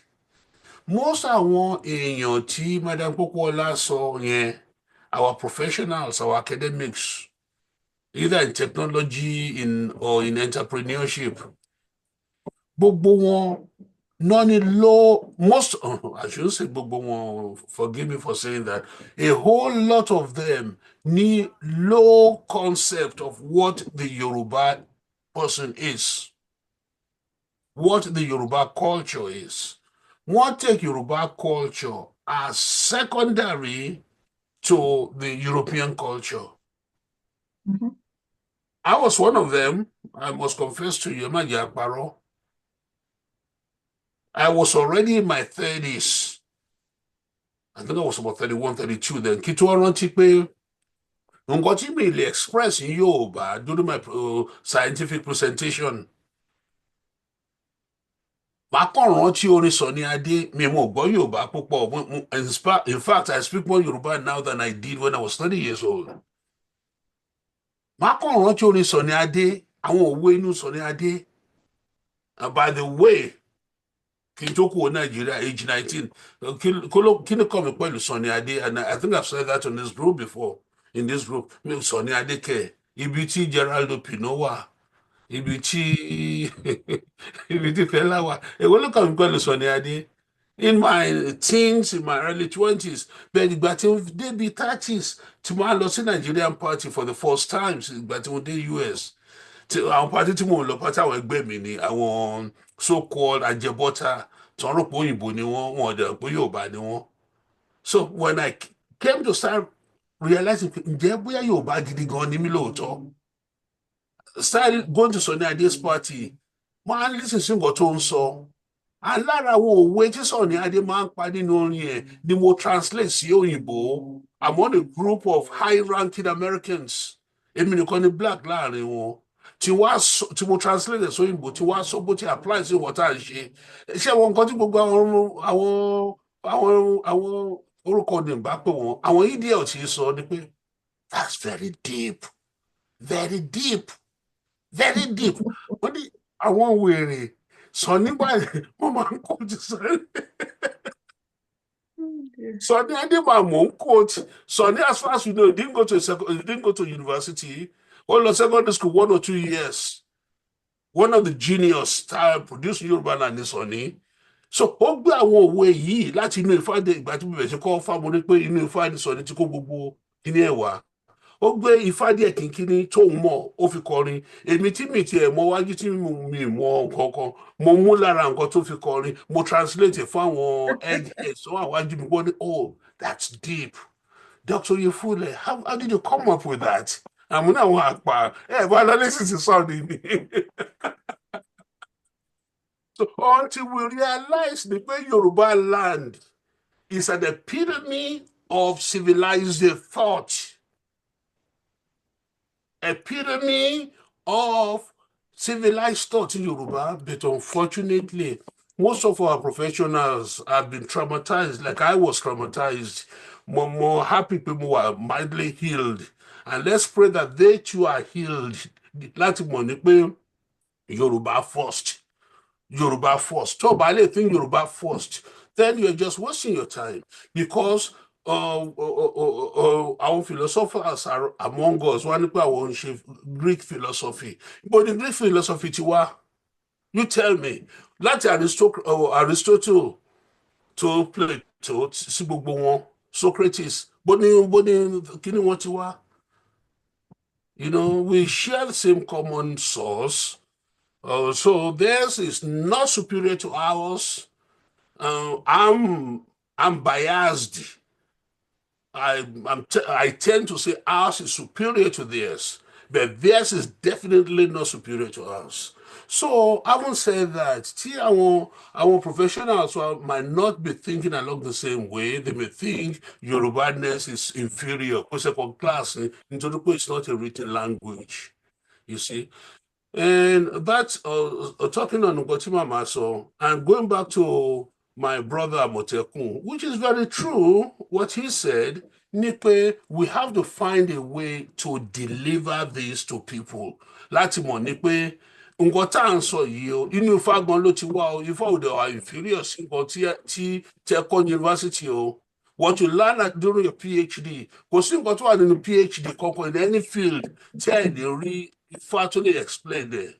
Such a thing doesn't exist in human knowledge. Bí bàbá Wándé Abímbọ́lá ti sọ ìgbà tó ń mo rò pé ìgbà tó ń sọ tó ń chastise Professor Okediji tó ń sọ pé there are 256 verses nínú Ifá, and each of them have between 400 and 800 different sects. So mélòó nínú wa ta ṣe MD, PhD, JD, la ka irú ìwé tó bẹ́ẹ̀ yẹ, èmi ò ká o, and I was near the top of my class, mi ì ka irú nǹkan bẹ́ẹ̀ yẹ. So nínú Ifá láti ní a whole lot of things. Nínú Yorùbá, source of knowledge, I take Ifá as a compendium of Yoruba knowledge. You see, out of that compendium of knowledge, there are a lot of things I learn, tá lè gbé kalẹ̀ fún àwọn èèyàn wa pé bí òyìnbó ti ń ṣe ní báyìí láwa ti ń ṣe. But when you really look at it, you see ours may be more often superior to what we had learned by trauma from the Europeans. So we just have to find a way tá lè encourage àwọn èèyàn wa kán deliver nǹkan tó mọ̀ in a palatable way to our people. And once our people grasp hold of them, because the culture is an advanced culture, ó máa wà very, very, very easy láti ṣe nǹkan tó yẹ kán ṣe to help actualize our Yoruba nation. Madam Akonde, back to you. Ẹ ṣé gan ni, ẹ jẹ́ ká tún gbé fún Àmọ̀tẹ́kùn kan gbẹ́nu. My brother Amotekun is smiling, so he Ẹ wants jẹ́ to. kan gbẹ́nu sí Mike Oya. nǹkan tẹ́ ẹ sọ pé Yorùbá yìí ti improve èmi náà lè attest sí mo dẹ̀ sọ pé màmá wa Sandra Pópóọlá náà lè sọ bẹ́ẹ̀. ẹ ní láti gbọ́ Yorùbá yìí gbà kan ìyàwó Sandra Pópóọlá tọ́ba léèyàn ń tà mọ́ ẹni number one. But you've come a long way. Bob Lemon. Oh my God. Meanwhile, while we're saying that, Barrister Ogedengbe, that man understands Yoruba.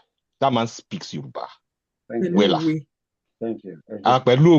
and I learned a lot from him. And so did I learn from Sonny Ade àti Obi àti gbogbo àwọn kan bẹ́ẹ̀ yẹn. So Taba, Ọlọ́run á jẹ́ ká gain more than that. But eléyìí náà, Ìyá Sandra Pópóọlá pòwe, man, she's come a long way. Ẹ má bínú o, madam. Oh God. I agree with you. I agree with you. I think Dr. Yefule fẹ́ sọ nǹkan kan. Ẹ mute, sir. Mo ní ẹ má bínú jàre Madam Pópóọlá, ẹ fi Ìjẹ̀bú accent sọ ni nǹkan tó fi dá pẹ́ ìtàbọ̀ nìyẹn. I tell you, I have come a long way. Mo dẹ̀ ń try sí díẹ̀ kò tí ì dé bẹ́ẹ̀ shadow. You're doing well. We're doing well. Ẹ ṣé gan. That was good.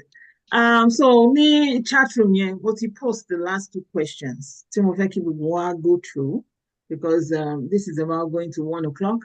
Mo dẹ̀ fẹ́ ká round up, ká ṣe question and answer section fáwọn àwọn èèyàn wa táwọn lórí ìjókòó káwọn náà lè béèrè ìbéèrè wọn kí a dẹ̀ lè dá wọn lóhùn so that a lè wrap it up. And the video, I mean, Yoruba record stream ẹ̀ lénìí o. Barrister Ogedengbe kò wá stream lórí YouTube àbó wá stream and it's even recorded. But kò stream, the reason being, Okay, but ó wà recorded. Yeah, ó wà recorded. A máa ṣe later because nǹkan tó máa ń ṣẹlẹ̀ ni pé àwọn nǹkan kan wà tá a máa ń sọ nígbà míì tá a máa gbàgbé ara. Okay, I need that to be deleted. Incriminate wa, so we like to edit them. Yeah. Okay. So that YouTube yẹn náà ò ní long, tó bá ṣe ń long jù àwọn èèyàn ò ní wò. So bóyá ta ló fẹ́ kọ́kọ́ bá wa bẹ̀rẹ̀ yẹn? Barrister Akínsọlá, time tí mo fẹ́ kàn sọ̀rọ̀ gangan ni mo ṣe sọ fún wọn pé wọn ò ní answer question mọ́ tí o ti bá dé orí question yìí mi ì dẹ̀ wá rí wọn lórí ìjókòó báyìí. So ta ló fẹ́ bá wa tèkè? Ìyá Pópóọlá ṣé máa tèkè? Okay, tó bá ti kọ́kọ́ kà tán kí wọ́n bá wa bẹ̀rẹ̀. Legal and the political strategies. What legal frameworks and international laws can be used to advance the legitimacy of Yoruba self-determination, and how can the diaspora play a role in lobbying for recognition? That's the other question. Then follow-up question is challenges and the way forward. What are the biggest challenges facing Yoruba self-determination efforts, particularly regarding diaspora involvement, and what practical steps can be taken to overcome them? So mo ti mọ̀ gbogbo ẹ̀ papọ̀. Ẹ jẹ́ ká jot down àwọn nǹkan tá a fẹ́ sọ. Ẹni tó bá dẹ̀ ti ready, kí wọ́n gbẹnu sí mic.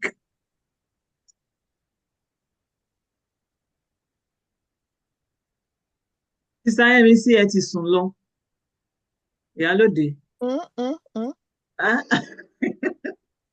Kí lẹ sọ? Ó yá, mo ti fi questions sínú chat fún ẹ̀ka. Jerry, ẹ jẹ́ kí n try. Ẹ jẹ́ kí n try láti my 2 pennies worth sílẹ̀. For the first question, what legal frameworks? Now, unfortunately, our barristers won't seem be apart from Barrister Ogedengbe, who probably don't want to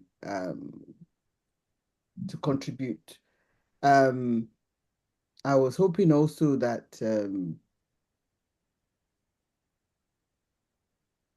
Barrister Talabi will be here. He was here before, but won't see been seen. I think legal framework tó wà náà ni ta láti mú dání. The first one to bring down náà ni constitution Nigeria yẹn. Tó jẹ́ pé kò sí referendum nínú ẹ̀. Opportunity to ask the people if they still want to be together. Because that's the first thing. Tó láti jẹ́ pé and láti wá bí constitution yẹn can be amended or completely stripped and we start all over again. At least amended to allow referendum to take place so that then people can choose which side they want to fall. Ìyẹn number one. Number two, mo dẹ̀ gbọ́ pé self-determination, although is a United Nations rules and also AU rules. But mo gbọ́ recently pé wọn ò tí domesticate ẹ̀ ní Nigeria. If that is true, that is concerning. Because domestication of an international law bẹ́ẹ̀ yẹn, òun ló máa jẹ́ kó help láti leverage, the request for it. Yẹn kan. So màá fi sílẹ̀ bẹ́ẹ̀ because I don't know very much about all of that. But I think we need to start with the constitution. We need to get the referendum in there. And that would help to then show people in the diaspora must also be able to vote. Because one thing, ni pé kí wọ́n ṣe referendum kan fi sínú constitution, but gẹ́gẹ́ bí tó bá di ìgbà ìbò, wọ́n á ní pé àwa tàwa ní diaspora a lè dìbò nítorí pé kò gbà fún wa. So those two things must be included in the constitution to help us realize this thing tá à ń béèrè fún yìí. Kí ni àwọn challenges tó wà ahead of us? Is the political masters. They don't want it. They like the status quo because it benefits them. Wọn ò fẹ́ kúrò níbi tí wọ́n wà yẹn. Whether they're in government or out of government temporarily, but still having all the benefits and all the silver linings that comes with that. That's a big challenge. But the challenge I overcome it by educating our people. Ká jẹ́ káwọn èèyàn wa kí wọ́n mọ nǹkan tá a gbé dání yìí, and ìdí ẹ̀ tó ṣe jẹ́ pé à ń láti gba òmìnira. Àwọn èèyàn ló lè jẹ́ kí gbogbo eléyìí kó ṣẹlẹ̀, because kò sí bí olórí ṣe lè lágbára tó táwọn ọmọ lẹ́yìn ẹ̀ bá sọ pé àwọn fẹ́ dẹ̀yìn lẹ́yìn ẹ̀, ta ló fẹ́ gàba lé lórí? Kò ní séèyàn kankan náà, ṣùgbọ́n àwọn èèyàn wa wọ́n láti mọ̀, so iṣẹ́ wà fún wa níbẹ̀ láti ṣe. That's one of our biggest challenge. Tẹ́mi rò pé a ní pẹ̀lú self-determination. Àwọn èèyàn wa, mo rí nǹkan kan recently téèyàn kan sọ pé àsìkò tí tó, I'm like, àsìkò wo lẹ ń dúró dè? What exactly is missing?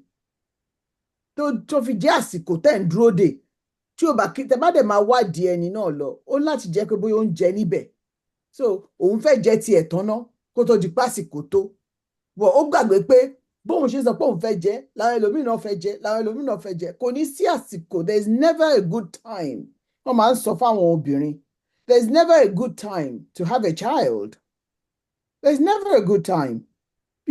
Because whatever time téèyàn bá bí ọmọ, it will cost you. Whether it costs you your time, financially, emotionally, psychologically, whatever, it will cost you. But the sooner you do it, the better. Because biological clock will be ticking. The same thing, pẹ̀lú ọ̀rọ̀ diaspora tagbeda Yoruba nation tagbeda ni. Sooner or later, it's going to cost us big time. And it's starting to cost us already. Ó cost the life àwọn èèyàn. Ó cost the livelihood àwọn èèyàn. Ó cost the future àwọn èèyàn. When is the time going to come? So nǹkan tá máa láti máa bẹ̀rẹ̀ sí ní sọ fáwọn èèyàn wa nìyẹn pé there is never going to be the right time. At least try and make the effort to start the process because it will take a while. Kò ń ṣe bí wọ́n ṣe sọ fún wa pé a máa gbà ní 2022. Not that. It takes a while. It's a huge engine that lets it turn around. And it takes a long time to get the engine to turn. But we must start now. We must, mo dúpẹ́, Barrister Talabiti, wọ́n ti wọlé, ẹ ṣé gan ni sir. So I'm going to leave it there and let the anchor, I'll let you choose who's going to speak next. Popola kí á lè sá kúrò ńbẹ̀. Bẹ́ẹ̀ ṣe rí wọn tán wọlé báyìí. Barrister Talabi ẹ̀yin ni gbogbo wa ń dúró dè. Nàìjíríà láwà ẹ̀ka alẹ́ Nàìjíríà láwà jẹ́nẹ́tọ̀ kú ni bá lọ so gbàlódé ti kú íńtánẹ́ẹ̀tì náà kú gbogbo ẹ̀ kú láti lọ́wọ́ epo rọ̀. So that's why I'm sorry. So sorry about that. Ẹ ṣé gan ni. Yes. Tẹ̀sí tún lè padà wọlé yẹn. Mo ti kọ question yẹn sínú chat room. Ẹ jẹ́ kí n bá yín kà tó wáyé pé ẹ lè wọ chat room mi so that ẹ lè ní. The legal and political strategies, what legal frameworks and international laws can be used to advance the legitimacy of Yoruba self-determination, and how can the diaspora play a role in lobbying for recognition? Àbí nǹkan tí mo sọ lè gbọ́. No, mo kọ́ náà sọ ló ń gbọ́. Question náà tiẹ̀ ti pọ̀ ju nǹkan tó sọnù lọ. Ẹ jọ̀ọ́ ẹ fààyè gbà wá next section báyìí àwọn questions yẹn wọ́n máa break ẹ̀. Ó wá bẹ́ẹ̀ lé nìyẹn. Tẹ́ bá ti rẹ́dì kẹ́gbóhùn sókè fàìsàn náà. Okay, ẹ ṣé. Ẹ má bínú, ẹ má bínú, Barrister Talabi. Mo rò pé bóyá mo fẹ́ help yín in a sense, but ká fi help ara wa. Mo kọ couple of things sílẹ̀ mi báyìí. So bóyá ẹ lè mú yẹn mọ́ láti fi better answer yẹn. Anyway, kí ni legitimacy force majeure tí a kọ́kọ́ ṣe pẹ̀lú NINAS? Kí ni value ẹ̀? Ṣé nǹkan tó jẹ́ pé a ṣe lè hold on to ní ká try láti pursue ẹ̀? Ìyẹn ni. Ṣé ó ṣeé ṣe ká make a case wípé amalgamation tó ń ṣe yẹn, it was on a frivolous reason rather than kó jẹ́ pé a reason tó jẹ́ pé ó wà politically beneficial fún wa? That's the second one. As it is nísìnyí, it's quite obvious wípé union yẹn will work, but the biggest problem ni pé it's very obvious sí àwa wípé ó ti ń dé stage nísìnyí tó yẹ pé ó máa come to a blow. Anarchy á wọ ìlú níwèé tí nǹkan fi ń lọ. So from that point of view, báwo kí ni gbogbo nǹkan tá a kà sílẹ̀ yìí, force majeure, legitimacy pé wọ́n fún wa ní amalgamation, ibi tá a dé nísìnyí, can we actually go out there ká sọ pé kí ni máa di wàhálà o? We need to divide in such a way tó jẹ́ pé kò ní sí heat níbẹ̀, kì í ṣe large energy ló máa require very little energy tí ò pààyàn tí ò ṣe nǹkan. So nǹkan tí mo fẹ́ bi nìyẹn, ẹ ṣeun. Ẹ ṣé púpọ̀. Gbogbo ìgbésẹ̀ tí wọ́n gbé yẹn, force majeure àti kí they are all legal in the eyes of the law, but a ò rí ẹni push ẹ̀ forward. Àti pé ohùn wa ò dọ́gba. Àwọn ọba wa tó lẹ́nu ọ̀rọ̀ wọn ò dá sí. Both NINAS and both Igbo and the Yorubas, kò sí ìgbìmọ̀ kan tó ṣe tí wọ́n recognize tó dá sí tó lè push ẹ̀ forward. A ò dẹ̀ ní connection kan ní United Nations tá a lè connect torí gbogbo nǹkan yìí náà ó need the connections. Tí ò bá sí connections, a kàn ń pariwo lásán ni. Báwọn Yorùbá ṣe ń wà ní ipò ní Amẹ́ríkà, tí wọ́n wà ní ipò ní UK, tí wọ́n jẹ́ pé wọ́n níṣẹ́ sí ilẹ̀ Yorùbá ni, àwọn náà máa bá wọn discuss ẹ̀ ní parliament. What are the steps tó yẹ ká take? Àwọn náà dẹ̀ lè máa fún wa ní what is going on. Ṣùgbọ́n tí ò bá sí connection, tí àwọn ọba wa tó lẹ́nu ọ̀rọ̀ gbogbo tẹ́nu wọn kò, ẹ wo àwọn Ìgbò náà, àwọn kan pera wọn ní onase, wọn ò join us, wọn ò sọ̀rọ̀ pẹ̀lú ninas gbogbo wa kàn ń sọ kákan sọ ìtòògùn náà ní láwọn ọba tó mọ láwọn èèyàn tó mọ the truth and the real legal step tó yẹ ká take òun láti take yẹn bẹ́ẹ̀ tí ò bá sí connection then ẹkún mọ̀ United Nations wọ́n ní tí ò bá sí crisis wọn ò ń dá sí ọ̀rọ̀ tí crisis bá wà ń sìn bóyá wọ́n ti ń para wọn ó ti di ó fẹ́ di war ó fẹ́ di kínní then ẹ rí i pé wọ́n á dá sí wọ́n á fojú wò pé ó yẹ ká máa lọ so bẹ́ẹ̀ tí ò bá sí yẹn tá a dẹ̀ ní unity tá a lè lọ easily àwọn kan méjì tó dá dúró nìyẹn there is no unity to go without war to go easy separate way ẹnu wa ò kò fún yẹn tí Yorùbá bá ń sọ eléyìí tí Yorùbá bá sọ tọ̀hún pápá àwọn olórí wa tẹ́tí tá a ti dárúkọ nǹkan míì ni wọ́n sọ Ayọ̀ Adébánjọ ìyẹn ń sọ tiẹ̀ Ọbásanjọ́ tó jẹ́ tó ń wò gẹ́gẹ́ bí olórí wa wọn ò tẹ àwọn yẹn ò tẹ ní interest kí ó pín gbogbo àwọn tó kù tó ń jẹ́ ń di n tó ń ṣẹlẹ̀ ní Nàìjíríà gbogbo wọn lọ ní oil well wọn ò fẹ́ kó di ti Yorùbá because the law will have to take its course tó bá di pé olúkálùkù wá pín because everybody will be looking for development of his own space so gbogbo ìgbésẹ̀ yẹn ló right but there is no pressure with unity n tó fà á tó fi ń wọlé nìyẹn and there is no crisis bá sọ pé àwọn Fúlàní ti yí wa káńsì tán ṣe gbá tán ṣàwo yìí sí tó bá ti lè gbé ìgbésẹ̀ ọlọ́mọdé kan gbé ìgbésẹ̀ o láti àdúrà tèmi ń gbà nìyẹn pé kí mistake wà kán ṣe mistake kíjọba ṣe mistake kí àwọn kan ṣe mistake ẹ rí i pé gbogbo àdìyàn pọn yánrin àwọn tó bá yẹ ti di bẹ́ẹ̀ crisis nìyẹn United Nations á dá sí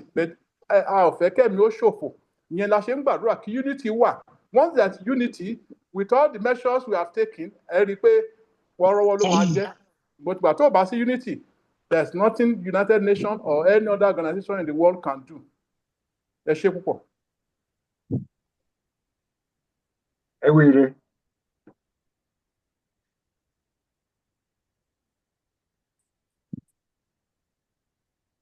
ẹ ṣé gan ni Barrister Kalabi Àmọ̀tẹ́kùn ṣe fẹ́ sọ̀rọ̀ ni.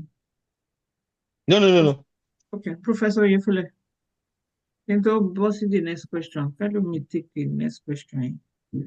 But I want to Professor Tikuro, Dr. Yefule Tikuro lórí seat wọn. Ẹ jẹ́ ká bọ́ sí the next question nígbà náà. Àbí Aunty MEC ṣe fẹ́ sọ̀rọ̀ sí? No. Okay, next question. Challenges and the way forward. What are the biggest challenges facing Yoruba self-determination effort? That party saw previously, but then we can still talk on it.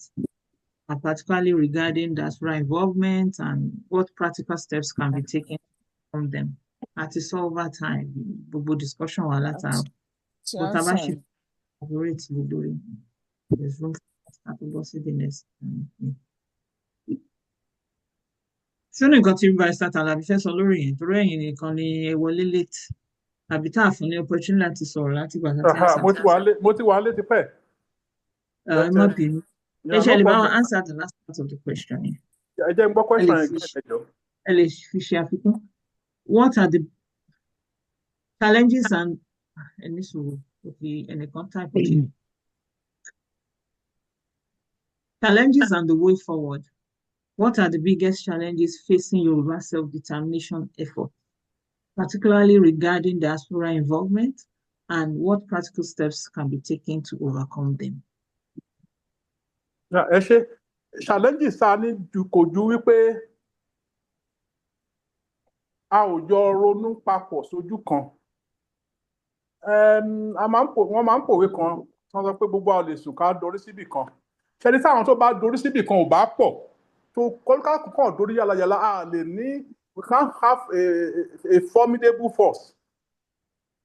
Ìrònú ti wá yàtọ̀ bẹ́ẹ̀ ó yẹ ká ní main point wa pé a fẹ́ kúrò lórílẹ̀‐èdè Nàìjíríà Yorùbá fẹ́ lọ ibì kan yẹn la gbọ́dọ̀ kọrí sí tá a bá kọrí síbẹ̀ challenges ńlá ni tá a trust tí a ò trust bí tí group ò trust bí ìgbà tó ti bẹ̀rẹ̀ tí group ti lọ rẹ̀ tí wọ́n ní 200 and something group wọ́n ní ó lè ní gbogbo àwọn àbí báyìí a lot of them wá ọ̀nà àti kówó jọ ni torí pé wọ́n mọ̀ pé ó wà lọ́kàn àwọn diaspora ńgbà yẹn láti gba orílẹ̀-èdè wa because tó lé wa sọ́nà sí London ni wípé àbí UK or whatever all over Nigeria àlòmíì kúrò títí kò níbi lọ ó sá lọ sí Namibia ẹlòmíì sá lọ títí tó sá lọ sí ìlú tá àtẹ ìgbórúkọ ẹ̀ rí tó jẹ́ pé ìyà tó ń jẹ ń bẹ̀ gan ojú ti Nàìjíríà lọ kọ́sà lè kúrò Nàìjíríà tẹ́tígbà tí gbogbo wa ò bá forí síbì kan tá òjò ní the same mission kò sẹ́ni tó máa wò wá wọn láti serious wọn máa sọ problem nìyẹn jẹ́ one bá a lè ṣe kí majority we don't need 100% we only need majority above 50 above 60 ká sọ pé yes à ń lọ kóhùn wá dẹ̀ kò ká dẹ̀ trust ara wa ẹ rí i pé wẹ́rẹ́ ló máa já sí à ń sọ̀rọ̀ Israel lónìí kí ó ní United Nations tó lè dìde pẹ̀lú Israel wọ́n kò sí ẹgbẹ́ kan tó pọ̀ rẹpẹtẹ lọ́dọ̀ wọn nígbà tó ń ṣe jàjàgbára gẹ́gẹ́ bí ìtàn tá a kà they are just wọ́n ṣe gbogbo wọ́n dá owó yẹn gidi gan pẹ̀lú ohun kan with the mission pé à ń lọ gba ilẹ̀ wa a máa padà sí orílẹ̀-èdè wa kó rí i pé àwọn United Nations àti America support wọn láti gba ilẹ̀ wọn 1966 so ìyẹn ni kókó bá lè ṣe kò yé mi náà bá lè ṣe jẹ́ ohun kan kò tí ì yé mi bẹ́ẹ̀ tún tó ṣẹlẹ̀ yìí in the past few years 2-3 years ó jẹ́ kó tanná sí àwọn olóòótọ́ láàrin wa irú onítìrí ò lè sọ pé òun fẹ́ tún lead organization fún káwọn èèyàn tún tẹ̀lé àfàwọn olórí burúkú èèyàn àwọn èèyàn tí wọ́n ti ń parọ́ àti ní nation àti ẹ ti ń dá consulate sílẹ̀ ọ̀nà owó kọ́ nìyẹn ọ̀nà olè kọ́ nìyẹn ẹ ti ń ṣe passport kátẹ̀sọ́ pé ókè wa design passport sílẹ̀ ká máa ready nígbà tá a bá gba nation kí jẹ́ kẹ́ ti lọ máa print passport which nation is that a lot of us are rogues tóyìn fa nìyẹn àti serious but ìmọ́lẹ̀ tó tàn sínú orílẹ̀-èdè Nàìjíríà pàápàá àwọn diaspora àwọn yìí ó jẹ́ ká máa mọ olóòótọ́ yàtọ̀ àwọn olódúró ẹni pé gbogbo ẹgbẹ́ yẹn ti fade away gbogbo mission wọn ti parẹ́ because owó òde wọlé mọ́ àwọn tó dúró nìkan òun ló máa jẹ́ akíkanjú tọ́yìn máa wò nígbà tí gbogbo ẹ̀ bá tún bẹ̀rẹ̀ because mo mọ̀ pé ó máa bẹ̀rẹ̀ láìpẹ́ mo dẹ̀ ń gbàdúrà àwọn federal government o àwọn Fúlàní ni o àwọn Ìgbò ni wọ́n á ṣìṣe tó fi jẹ́ pé Ọlọ́run á lànà àbáyọ ẹ ṣe pọ̀. ẹ ṣe gan ni Rasa Talabi àti dé òpin meeting títí sáyẹ́nsì ṣe fẹ́ sọ̀rọ̀ ni. ẹ jọ̀ọ́ mo fẹ́ béèrè question ni at moment ta ló lórí wa gangan. olórí yìí wà ń pẹ́. question yìí wọ́n béèrè lẹ́nu ṣé nílẹ̀ Yorùbá. nílẹ̀ Yorùbá náà ni kò ń ṣe Nàìjíríà mo mọ̀ pé gàgàbà ní Nàìjíríà èmi ta ló gangan ní Yorùbá torí mo wà confused mo dàbí ọmọ 2 years old tí mi tẹ̀ mọ́ nǹkan tó ń ṣẹlẹ̀ ẹ jọ̀ọ́ ta ló lórí wa o. Mr. Kọ́ládé.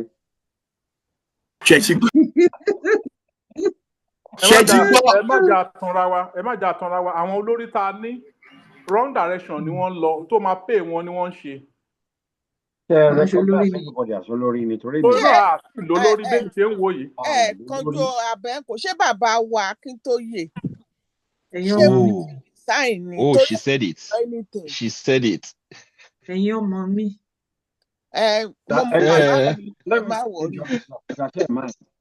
Do you recognize him as your leader?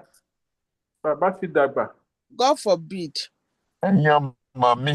Because nǹkan tó ń ṣẹlẹ̀ ni pé ṣé rí gbogbo àwọn òkè bíi iyẹ̀pẹ̀ òkè bíi ọ̀run òkè bíi ìsàlẹ̀ yẹn gbogbo àwọn tó ń ṣe passport they were just wọ́n deceive bàbá màmá ní bàbá inú bàbá náà máa dùn because ẹni tí ò bá ní leadership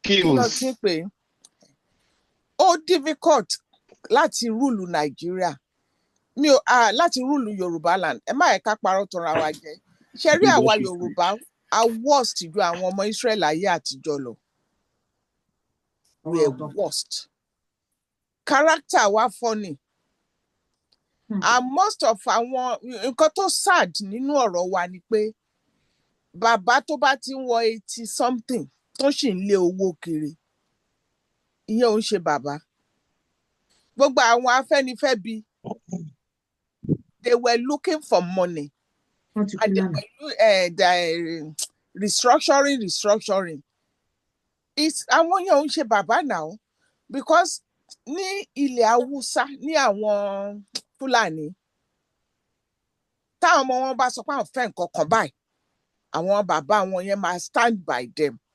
Ẹ wo ilé tó ń pè ní Ṣákólòlò lórúkọ ẹ̀ tó wà lórí íńtánẹ́ẹ̀tì tó ń sunkún kiri ti ọ̀rọ̀ Tinubu ń sìn. Nǹkan tó ń sọ sí lẹ́nu òun ló ń sọ. Kò sí nǹkan tí àwa lè sọ sáwọn àgbà wa lẹ́nu, they will not say it. Tá ń fẹ́ kú náà máa pariwo. Àwọn àgbà wa tán bá stand, Ọlọ́run máa gbé ọmọdé tó máa stand dìde, tó máa dójú tì wọ́n. Because life ò lè máa lọ bó ṣe ń lọ yìí. The children are suffering nílùú wọn yẹn. The children are suffering. Àwọn disabled suffer. Mo rí disabled tí ẹsẹ̀ dàbí rúlà. Ó tún gbé ice water sórí, ó gbé tanwiji water tó ń pè ní pure water. Ó gbé sórí, ó ń tà disabled. Tó jẹ́ pé àwọn ni wọ́n run owó lé lórí nílùú yìí. Tá bá mọ̀ pé àní bàbá ká kúkú kó ṣàlàyé ẹ̀ fún wa. Bóyá a máa lọ ra bàbá ń Kútọ̀nù ni. Kútọ̀nù ṣá. Ọlọ́run á gbé bàbá dìde. A sọ fún Talon àbí kí lorúkọ ẹ̀, ó máa bá wa wá bàbá tó gbádùn ládùúgbò wọn. Àwọn máa gbàdúrà ni. Because we need somebody to lead us.